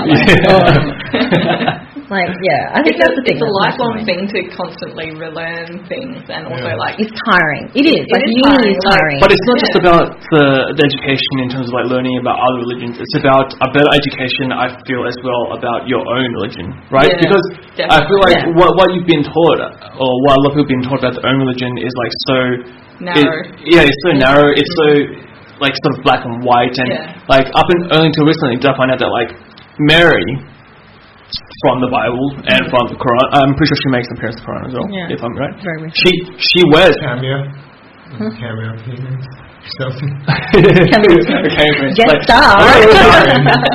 She wears a hijab, right? And that's also in the Bible as well, that she does wear one. There's a lot of similarities. And people don't realise that. But this is something that no one gets told, right? So if you went to someone and you went, hey, how do you feel about hijabs? It's like, you know, and they were they shouldn't be allowed to wear them. Yeah, and they're fanatics. They'd be like, you know, what the fuck? And you go, well, you know, did you know that Mary? But even still, in all like the cultural appearances of her, how she's drawn, and like the nativity scenes and stuff, she has one on. Yeah, but people just but it looks different. They don't associate it. It's like cognitive dissonance. They know what it is, but they just choose not to think about it. It was never a problem until now. You look at a lot of freaking nuns. Hello. Yeah, they don't show their hair. Exactly. It's kind of like the same thing. Not just that. Like go back to 60s or all your retro actresses and stuff. The scarf was a big thing. I think it was a fashion. Yeah, they had it around. Right. And it was never looked down upon then. But if an actress did that now, holy shit! Like, oh, she could bear it. Yeah. Yeah, like they're making a big fuss about Lindsay Lohan right now because she's moved to like Dubai. And who's this though? Lindsay Lohan. Okay. Yeah. But she's always being like, is she a Muslim now? Like, what does it fucking matter to you? Like, let her live her freaking life. A majority of Dubai's population isn't Muslim and because they're all immigrants. They're all expats. Like, but you pick on one person. Fair enough. Yeah, well, she was a drug lord, so come on now. So yeah, I mean, and that's the problem, isn't it? Like when you have many religions, it does depend on the level of education that you're willing, or that each religion is willing to give to their followers about, number one, their own religion, and number two, about about the depth of the other religions as well. Back to that point, actually, Meng. So, like, my sister, she chose to be Muslim. Okay, she's very, very different to me. Her husband converted. Her husband is a Muslim also. They're raising their children like Muslims. And whenever I talk to her, she is always like, because her life story is literally like a fucking fairy tale. I hate it. So jealous of her. But she's been with her husband since she was 16. Wow. He was a Jehovah's Witness. His family was Jehovah's Witness. His parents were, whatever. And then whenever I ask her about it, because she's quite open, she's not like my mum, she's like, you know what, the thing is, we became closer because we explored religion together. Right. And that's when, like you said, Meng, like, it's not only about finding out about other people, it's knowing yourself. Yeah. You know, and her and my brother-in-law really, really focused on that, and they, you know, at the end of the day, that's when they realised, oh, this is what we want to live our life by. But she's not like my parents. She's really, like, open to other people. She has Jewish friends, Christian friends, like, everywhere, you know, like, but she still chooses to live her life that way. And she doesn't, like, at times, when we do discuss things, she doesn't blame my parents for the way that they raised us, because she knows it's more of a cultural thing. Because, like, Indos are just intense as they are, you know? But, yeah, like, it just depends on how you want to educate yourself. Yeah. I think that's the most important thing. And I think if you weren't educated by your parents or how you were raised, once you become an adult, it is then up to you to educate yourself. Yeah. And I understand, like, people have different circumstances. So some people can handle that, like, mentally, and some people can't. And I'm, like, aware of that, but mostly I think the responsibility is on you. And if you're going to be yelling out about same-sex marriage can't happen, then you better know why you're saying it. Yeah, you know? Like, if you want to be getting into that kind of stuff, like, you need to educate yourself on both sides of the fence, or find out every perspective you can. Otherwise, I'm like, otherwise you're not. Nah. But they wouldn't, right? Because no one is questioning them. A lot of people do. Yes, but they don't associate themselves with them. A lot of the good thing about Christianity, which I'm a lot more I don't know, I give it I'm very harsh on my own religion. I'm more harsh on my own religion than any other, because I feel like I have no place criticizing other religions when there's so much bullshit going on in my own. But one of the things that I have seen improvement on is that there are lots of communities where they do encourage questioning and they encourage education, and they don't say this is how things have to be. They're very open about it, and the people who are homophobic in their views, they do get pushed back within their community. But then the problem is churches like my old church, what they would then do was they would isolate themselves from those other churches. So even within their own religion and even within their own denomination, sometimes churches will not associate with churches that have more progressive views if they're very conservative. I've seen that happen as well. The sect that used to run the chain of schools that our school was a part of, there was a disagreement between two of them, and two factions were formed within a matter of a year. Wow. By the way, this sect or this organization that runs the school dates back at least 70 years. Jesus. 70 years they've been good, and it took them one disagreement. And what was the disagreement about? I think it was a matter of, this is where it gets interesting, because the disagreement actually stemmed from financial things. One of the trustees, or the biggest donators of the fund, didn't agree with something from the other, the people who were disagreeing. And that led to a faction being formed between all of them. Yeah. Financial. Yeah, just because, since when does religion care about that? Exactly. especially from what I understand with Hinduism, for a large part of it is that isn't the whole concept that like things like money and worldly possessions, that kind of stuff, it's all inconsequential. Like that doesn't matter. It's all about the karma, right? Like you do good and I think eventually, and I think Hinduism is a very interesting. I don't like to call it religion, but I think it's great. The good thing up until now it's not that good, because I think in India what's happening is like I said, all these policing. Yeah. But apart from that, I've respected, even though I don't follow a certain religion, but I've respected Hinduism and Buddhism just because of one thing, which is they don't enforce people. There's never been a drive from them to get more there's never been a recruitment. Like you never see a Buddhist person going, you have to be a Buddhist to hang out with me, or to like go forth into the world. Exactly. So in regards to Buddhism and Hinduism though, like do they allow different religions to marry? It's ideally, I think it's come down to a point in India now where the modernization has caught up so much that people are cool with it. Okay. Like my parents, it started out as like, you'll get arranged marriage, because that's how we do it in Hinduism, and you marry a girl. Not only a girl who's just Hindu, but who's of the same tribe or caste as ours. Right. Sure. And that was very important, and it still is to a lot of people. But it's come to a point now where just, I think youngsters in this generation are sort of just like being like, no, we don't care. And there's a good change happening. But it's very sort of localized to certain areas. But for me, example, parents wanted me to get arranged marriage all my life. But ever since I was 18, I've been like sort of constantly telling them like, it's not happening, it's not happening, it's not happening. They get a reminder every week that it's not happening. And now they're to a point where they're just like, you know what, you can actually do whatever you want. Cool. Yeah, persistence pays off. Exactly. We don't really care. I'm like, look, you guys are arranged marriage, like blah blah blah. Like it's not a set thing. Like it's not necessarily the best option. Sure. You tell me that I can't talk to a stranger, then you suddenly marry me to one. Then I'm True that. Yeah. I'm just like, that makes no sense to me. Yeah. So they have been forced to reconsider everything they believe in, because fortunately I have been very sort of good enough to form my own arguments and pose questions that they never have answers to. Yeah. The moment I pose a question that they don't have an answer to, they're like, maybe he's right. but not all the kids. And I had to do that because I was the oldest person in my family, among all the siblings and kids and cousins. And I was just like, if I don't take a stand against this, everyone's going to be forced to do something. So if I get arranged marriage, everyone's going to have to do that. If I, be a vegetarian all my life, everyone else is going to be forced to do it. Yeah. So I was just like, I'm going to do it more for them rather than me.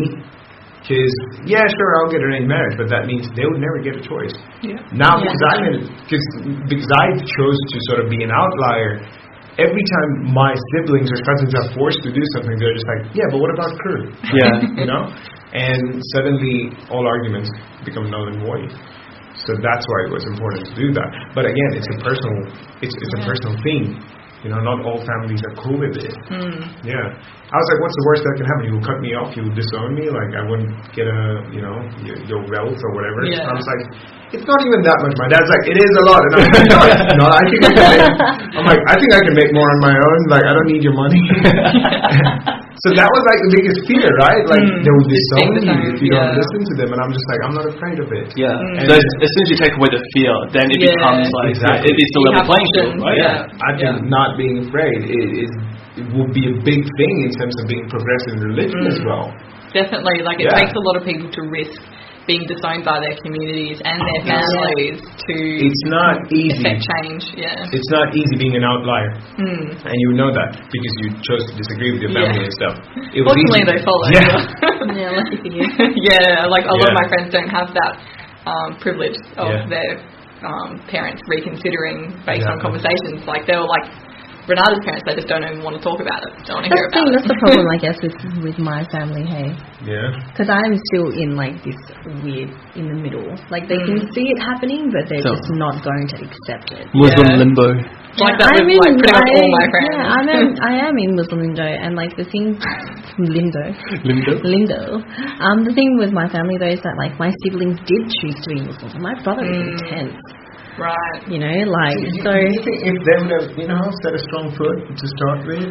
Well, in all honesty, though, like, my sister always jokes about how I got it so easy because she fought my battles for me, in a sense where she always questioned my parents and all this stuff. But when you consider that it's not really, like, viable because my age gap is humongous, and I think they just got to the age where it's like, fucking, I don't give a shit.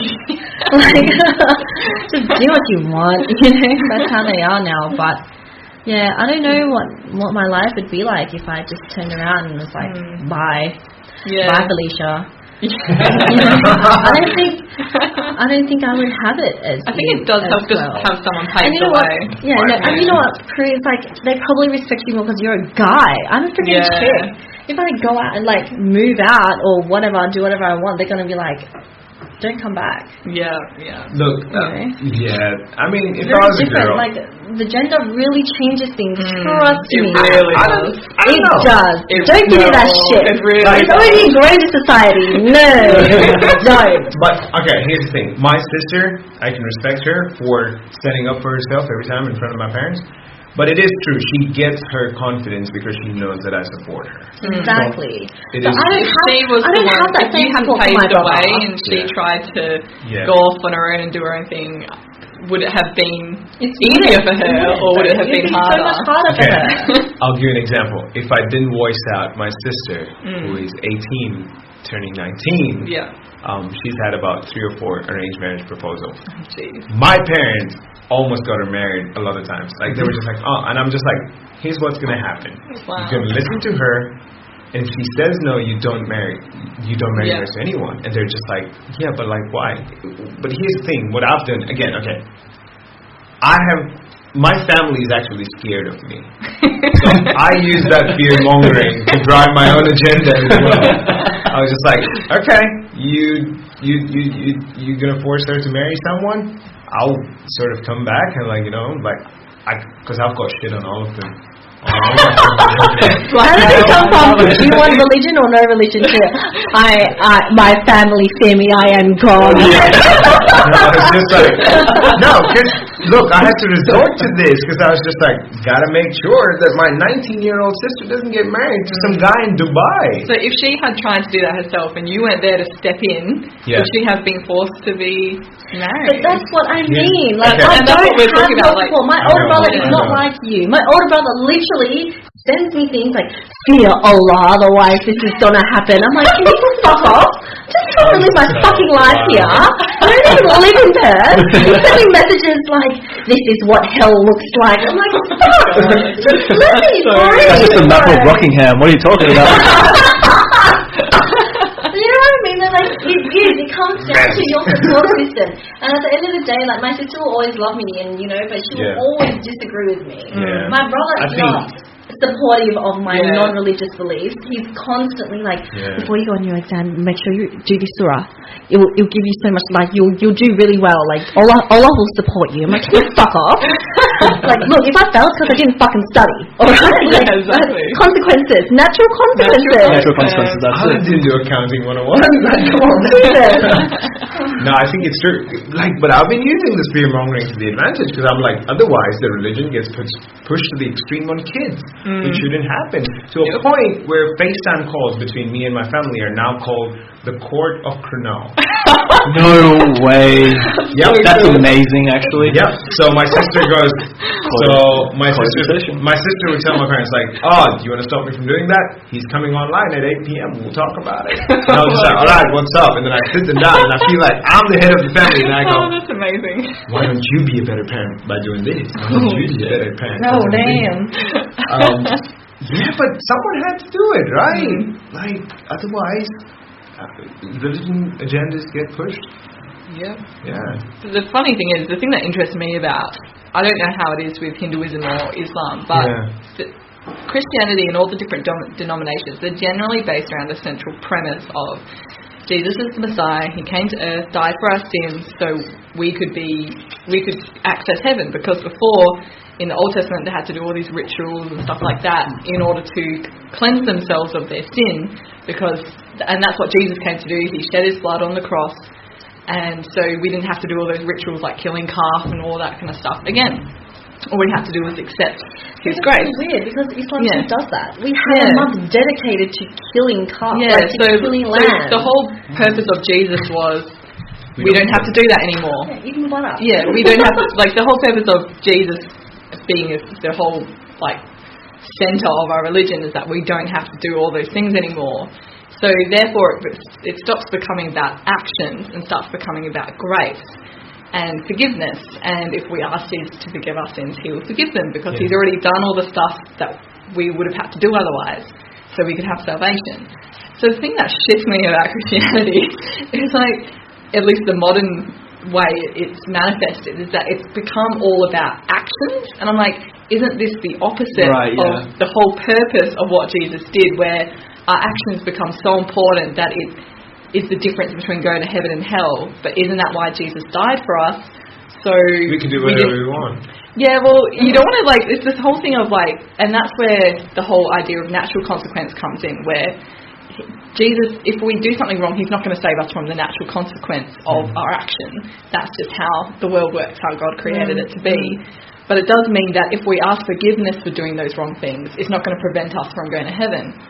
But yet, the weight that is placed on actions, it's like we never went through this whole grace thing. Like, what was even the purpose of Jesus? So much is based on, well, you can't be homosexual because, and we're going to eject you from our community if you are, because we can't be contaminated by that sin or whatever. I'm like, even if it is a sin, which I don't believe it is, but even if it is, isn't it up to that person to square that out with God? It's not your person. Right. It's not your role to tell them whether it's right or wrong or how to live their life. That's for them to square up with God. Personally, I just want to check out what hell looks like. No, but that's the thing though. Like, a lot of Muslims that I've met, like my sister, for example, a lot of my cousins as well, they're the type of people that are like, I don't care how other people live, because at the end of the day, we all should fear Allah. Even if He is like God or if He's like whatever He is, there's only one person to fear in this life. Yeah. And that's what I guess I appreciate about it, but at the end of the day, like, I don't believe it. Well, I'm like that. I'm like, I don't want to ever tell other people how to live their lives, because for me, I'll work out how I want to live in my own personal relationship with God, which is sort of like whatever at the moment, but in general, like, what bugs me the most about what Christianity does, they make it so much about policing other people's actions, and whether or not, like, keeping everyone on track. I'm like, I thought the focus wasn't meant to be on our actions, it was meant to be on God's grace, and that's what we're trying to share, and that's the whole push for evangelism, is to share God's love, not, okay, God loves you, now do all these things. It's just like, that's not how it's meant to work. Here's the thing, shouldn't God's love be unconditional? It's meant to be. It is meant to be, yeah. I think they changed it because it's like, we don't want you to do stupid shit. Exactly. It's not going to be unconditional. And then they made it all about control, and they make us feel like it's conditional, even though it is unconditional. But what they also do is, like, they say, God's love is unconditional. He's going to love you even if you do stupid shit. But they will enforce punishments on you. They'll eject you from their community. Like, God loves things you, like that. But we're not going to. God loves you, don't fuck up. Yeah, like, God loves you, but we're not going to. God loves you, except if you're a homosexual. Yeah, or exactly. if you do an abortion. Or if you do this. Yeah, it feels like that. And it pisses me off, because I'm like, they're bastardizing my faith, because the reason I still consider myself a Christian to some extent is because of that core belief of, if God exists, then he sent his son to die for us, so we didn't have to do rituals, and because the whole Old Testament is all about, other than the history, it's all about what you can and can't do, and there's really strict rules about it, and Jesus dying for us is meant to erase all that and be like, okay, you don't have to do these rituals to cleanse from all these sins. And there's a whole big list of them. So, yeah, it just bugs me, because I'm like, this is not what my faith it's supposed to be, and that's why I kind of moved away from that fundamentalist policing other people's actions and making God's love conditional, or at least making his salvation conditional. It's interesting because people pick and choose, like, what's convenient for them. Oh, like, hating gays is okay, but we'll eat oysters. Divorce is fine. We'll eat oysters. Divorce is fine. Exactly. Yeah, like, because in the Bible, like, you're meant to stone someone who's, and also, like, what's really fucked up, they have really fucked up laws. Like, if a man raped a woman, then she would be forced to marry him, otherwise she'd be put to death or something like that. But because she was only property, and the problem with rape wasn't that she was raped, it was that this guy had messed up this man's property, who was her father, because he owned the woman legally. So it's all fucked up. I'm like, this is what we got rid of. So why are you trying to put it back? Like, it was really, like, it's really messed up. So yeah, the Bible, like, is one of the most fucked up texts. Like, some of the things, like, and even like the armies that God did, like, you know, the whole, like, Moses thing with the Exodus of Egypt and the 10 plagues and stuff. Have you even, like, considered the plagues? Like, he went and sent his angel of death to kill all the firstborns of all the Egyptians. That's pretty shitty thing to do. Like, I remember watching, like, that Exodus movie or whatever it was, because I already knew about the whole thing, but it made me really think about it. I'm like, that is fucked up. Like, I was, like, literally sent him to kill all these kids. Yeah, like, a lot of this but abortion is wrong. Yeah, exactly. This is what I find, like, and, like, for example, they're like, like, all these incidences that you hear about, like, he flooded the world. Or he literally killed everyone. Killed everyone. And it's like, God is a real passive-aggressive guy. You know, honestly, it makes more sense how Hinduism has the three, and they each have a different purpose, because God does everything. He's meant to be both forgiving and loving, and yet he will literally murder the whole world and start over if he doesn't like how things have turned out. And it's sort of just like, Jesus, like, how am I supposed to reconcile these two things in my head of this really vengeful God and the loving one? That's like, how are they the same? And we're meant to just, like, be able to fit that in our head, and it just doesn't seem to work. Okay, I like this contrast. Like you said, can't have abortion and stuff. These conventional American people who have sort of, like, taken it upon themselves to, like, protect Christianity. They go, every life is important.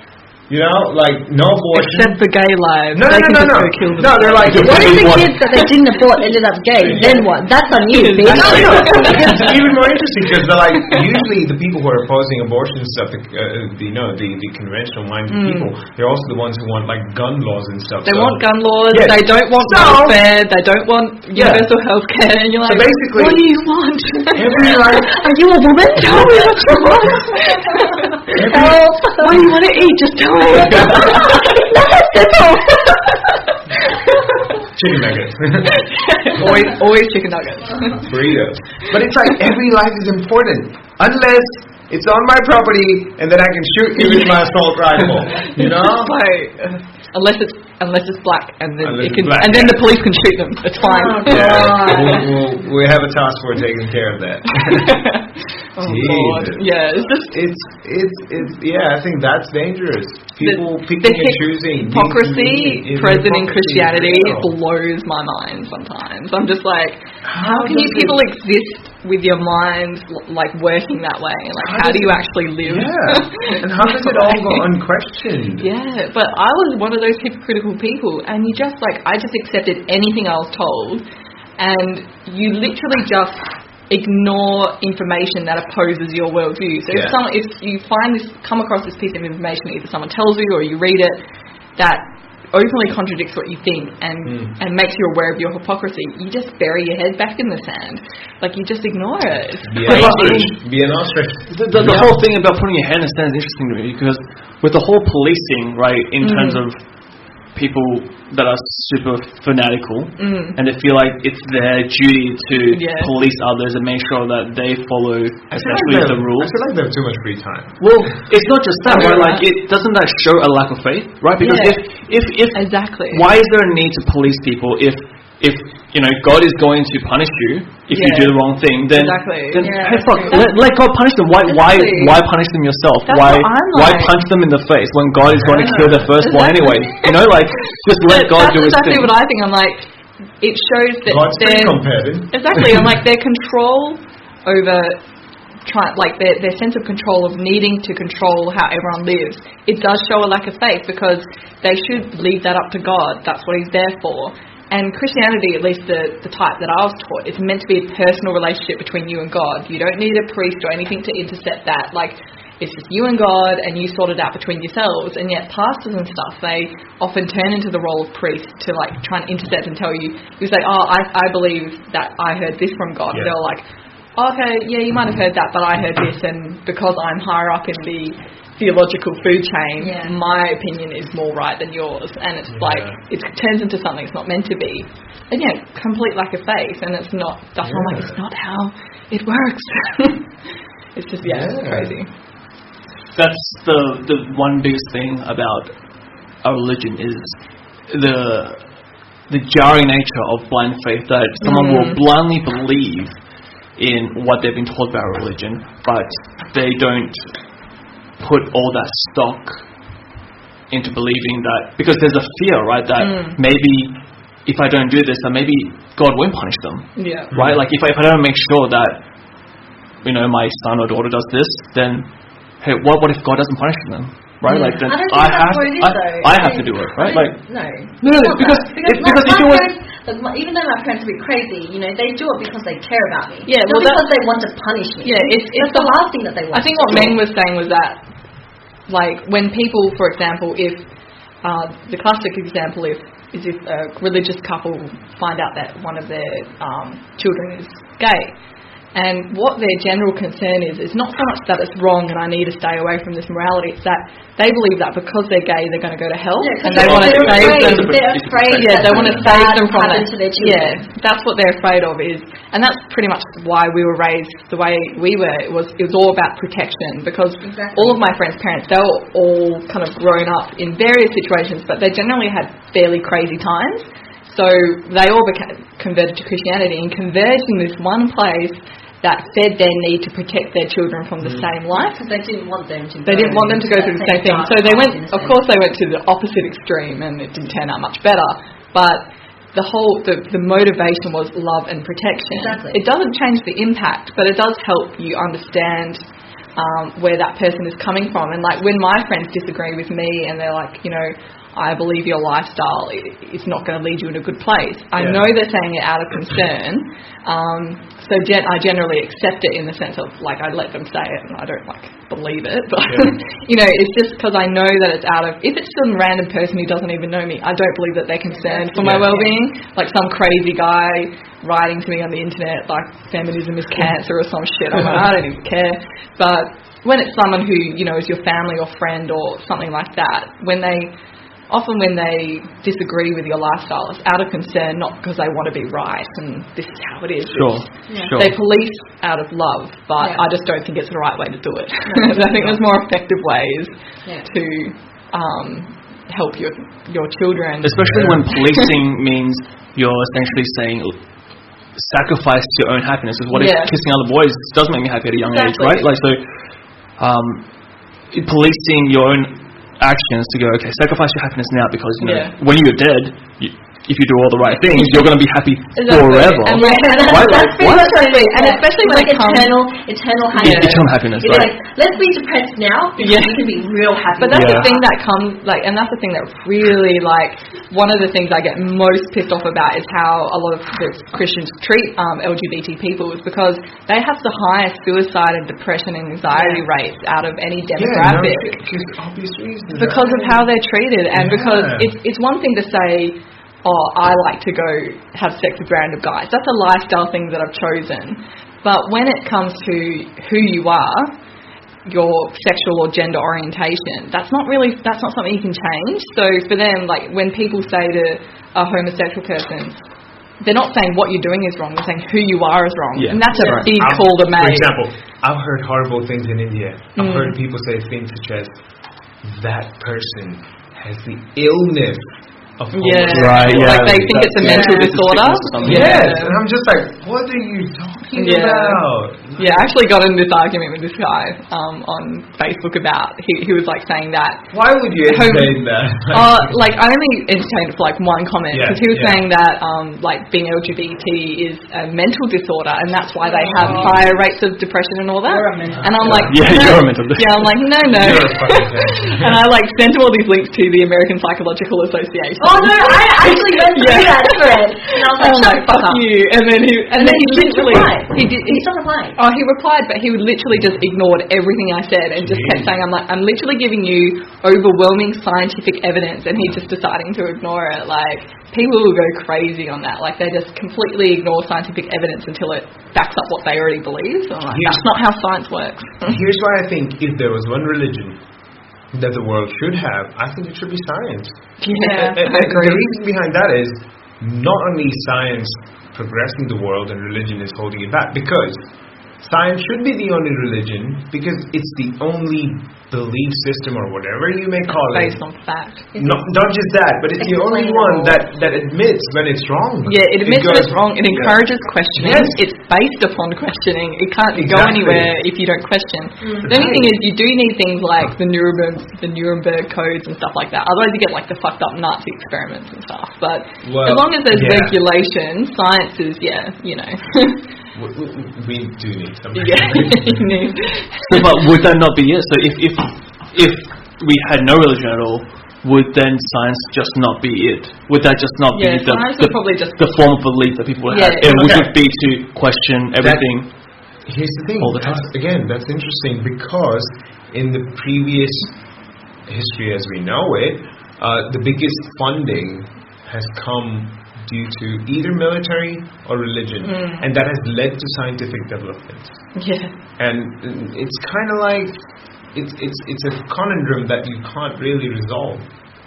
If we had the world believing in science from the very beginning, it would be great. But there have been instances in the past where a culture is defined by its religion, and then that culture or that particular settlement or civilization has contributed to science. Like the Arabic contribution to math, geometry, and a lot of scientific advancements is important. But then that whole culture was shaped by a single religion. Yeah, and I also think that if religion didn't exist, something else would take its place, because science can't happen without money to fund it.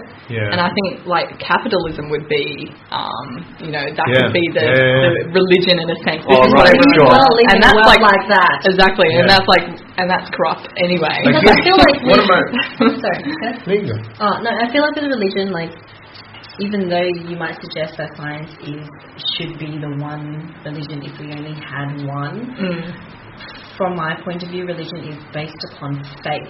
Yeah, You know, it gives people hope. Well, yeah. You know, that's how I see it. Maybe that's just an optimistic thing. Yep. Yeah, Even though I'm faith. not religious, like I can totally see why. Like I've heard stories about, you know, she's not an ex-family member, she's still a family member, but she was a Muslim, and apparently she had this dream, and Jesus came into it, and was like, because her daughter was sick, and it was like, if you convert into Catholicism, your daughter will be saved. Literally, this came out of her mouth. And she converted straight away, and her daughter got better.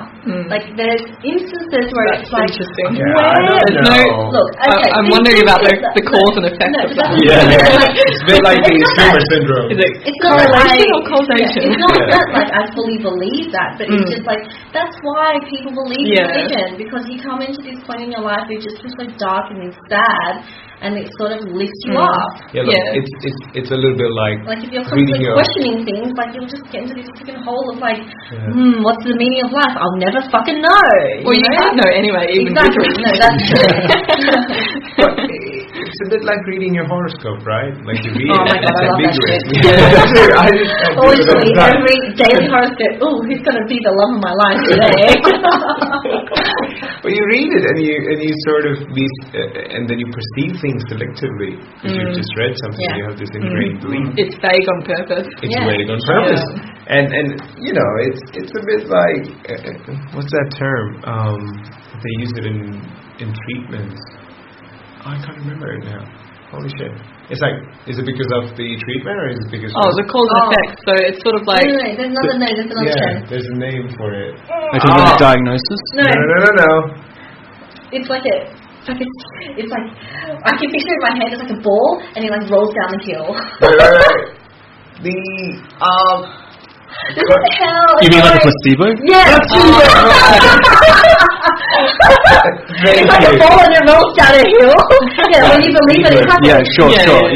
That's exactly it. Because that's the thing, right? It's because in terms of like that example where your family friend went, okay, I had that dream, and then I converted, and her daughter got better. At that point in time, it's because she followed that path. But if she had stopped and went, okay, wait, let's test this. I believe that my daughter. Was it daughter? Yeah, her daughter. I believe my daughter will get better if I flip a coin and it lands on heads. She could have done that. Okay.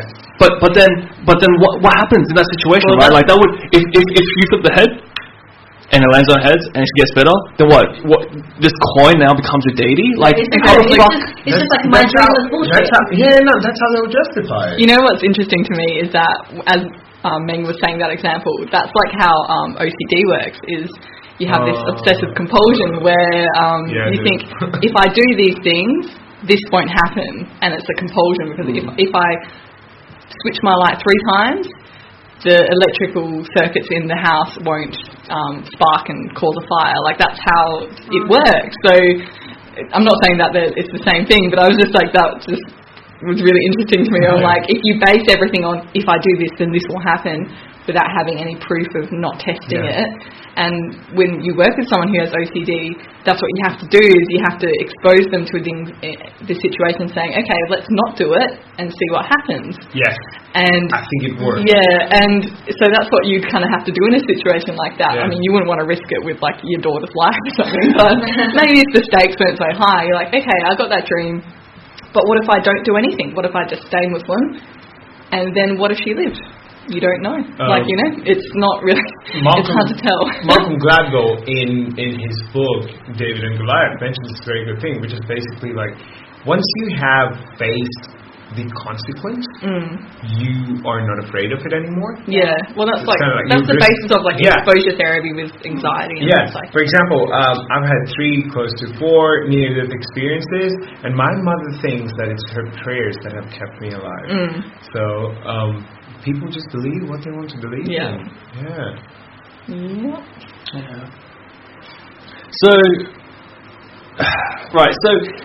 at the end of the day, okay, now I sort of follow the same sort of line as you, Kuru, when you say that there should be a multitude of religions, because at the end of the day, people should have something to believe in, I guess. Like when all else, like apart, I guess, like in spite of everything else, there should be some sort of belief, no matter what that belief should be, that you have within yourself. But I believe that, that's something that you should hold close to yourself. It's not something that you should impart or feel like you have to force that. Pretty much how I live my life. Like, Right. I'll believe what I want. I'm not going to enforce that on anyone. Yeah. However, the question is, would you rather one religion or no religion? I would say no, simply I'd say no right now. just to say, one, because I'm like biased against religion, and two, just to see, like, if you could do the world over again, civilization over again, just to see how it would be without it. Like, just to see if humanity could actually, if it could actually work that way. Yeah, like if the psyche of being a human, that could actually be sustainable. So yeah, I'd choose no religion. I would choose no religion too, because I believe in choice. Because like you and I, Mish, like we didn't have the option. Yeah. Literally, we were born and like there you go. You're a Muslim, you're a Christian. Now Exactly. your life, it's I don't. Like, I wouldn't want to be born in a world saying everyone's Muslim and this is how it is, and be like, what? So I don't get a choice? Like, what's the other option? There are no other options. Like, I wouldn't like that. You want choice. You want to be able to make your own decisions and you want to explore other things. Like, I feel sorry for the people that don't get to live their lives that way. So I would go with no religion just so people would be able to do what they want to. Even if it's bad, I think the majority of people know what's bad and what's good. Yeah, exactly. So I'd go with no religion too. What about you, Kurt? I'd say, I mean, no religion, because I don't think any belief is important enough to be given that much validation, that much power, without being questioned. Yeah. I mean... Because to be questioned, if it's going to be questionable, there needs to be another option. So if there is no other option, there's nothing to question, and that just doesn't sit right with me. in CVE space, which is countering violent extremism, giving someone an option is a very important thing as well. So I think it's important, but at the same time, don't give it that much power and validation without it being questioned. I mean, you can't do a lot of everyday things without questioning, but you would let your life be dictated by something that is so unquestioned. I think that's just not progressive. Exactly. Or realistic. Oh, thank you. So I think that's a 4 for 4 for no religion rather than one whole religion. Thanks a lot, guys. That was actually a really, really good discussion. I enjoyed it. For a very long time. So for the rest of you listening, as always, you can follow us on Facebook at WoodRudeRather, on Twitter at WoodRudeRather, as well as on Instagram, WoodRudeRatherOfficial. All episodes will be up and available on the website, as well as iTunes and anywhere else you get your podcast from. So until then, catch you later. Thanks, guys. Bye. Bye. Toodles.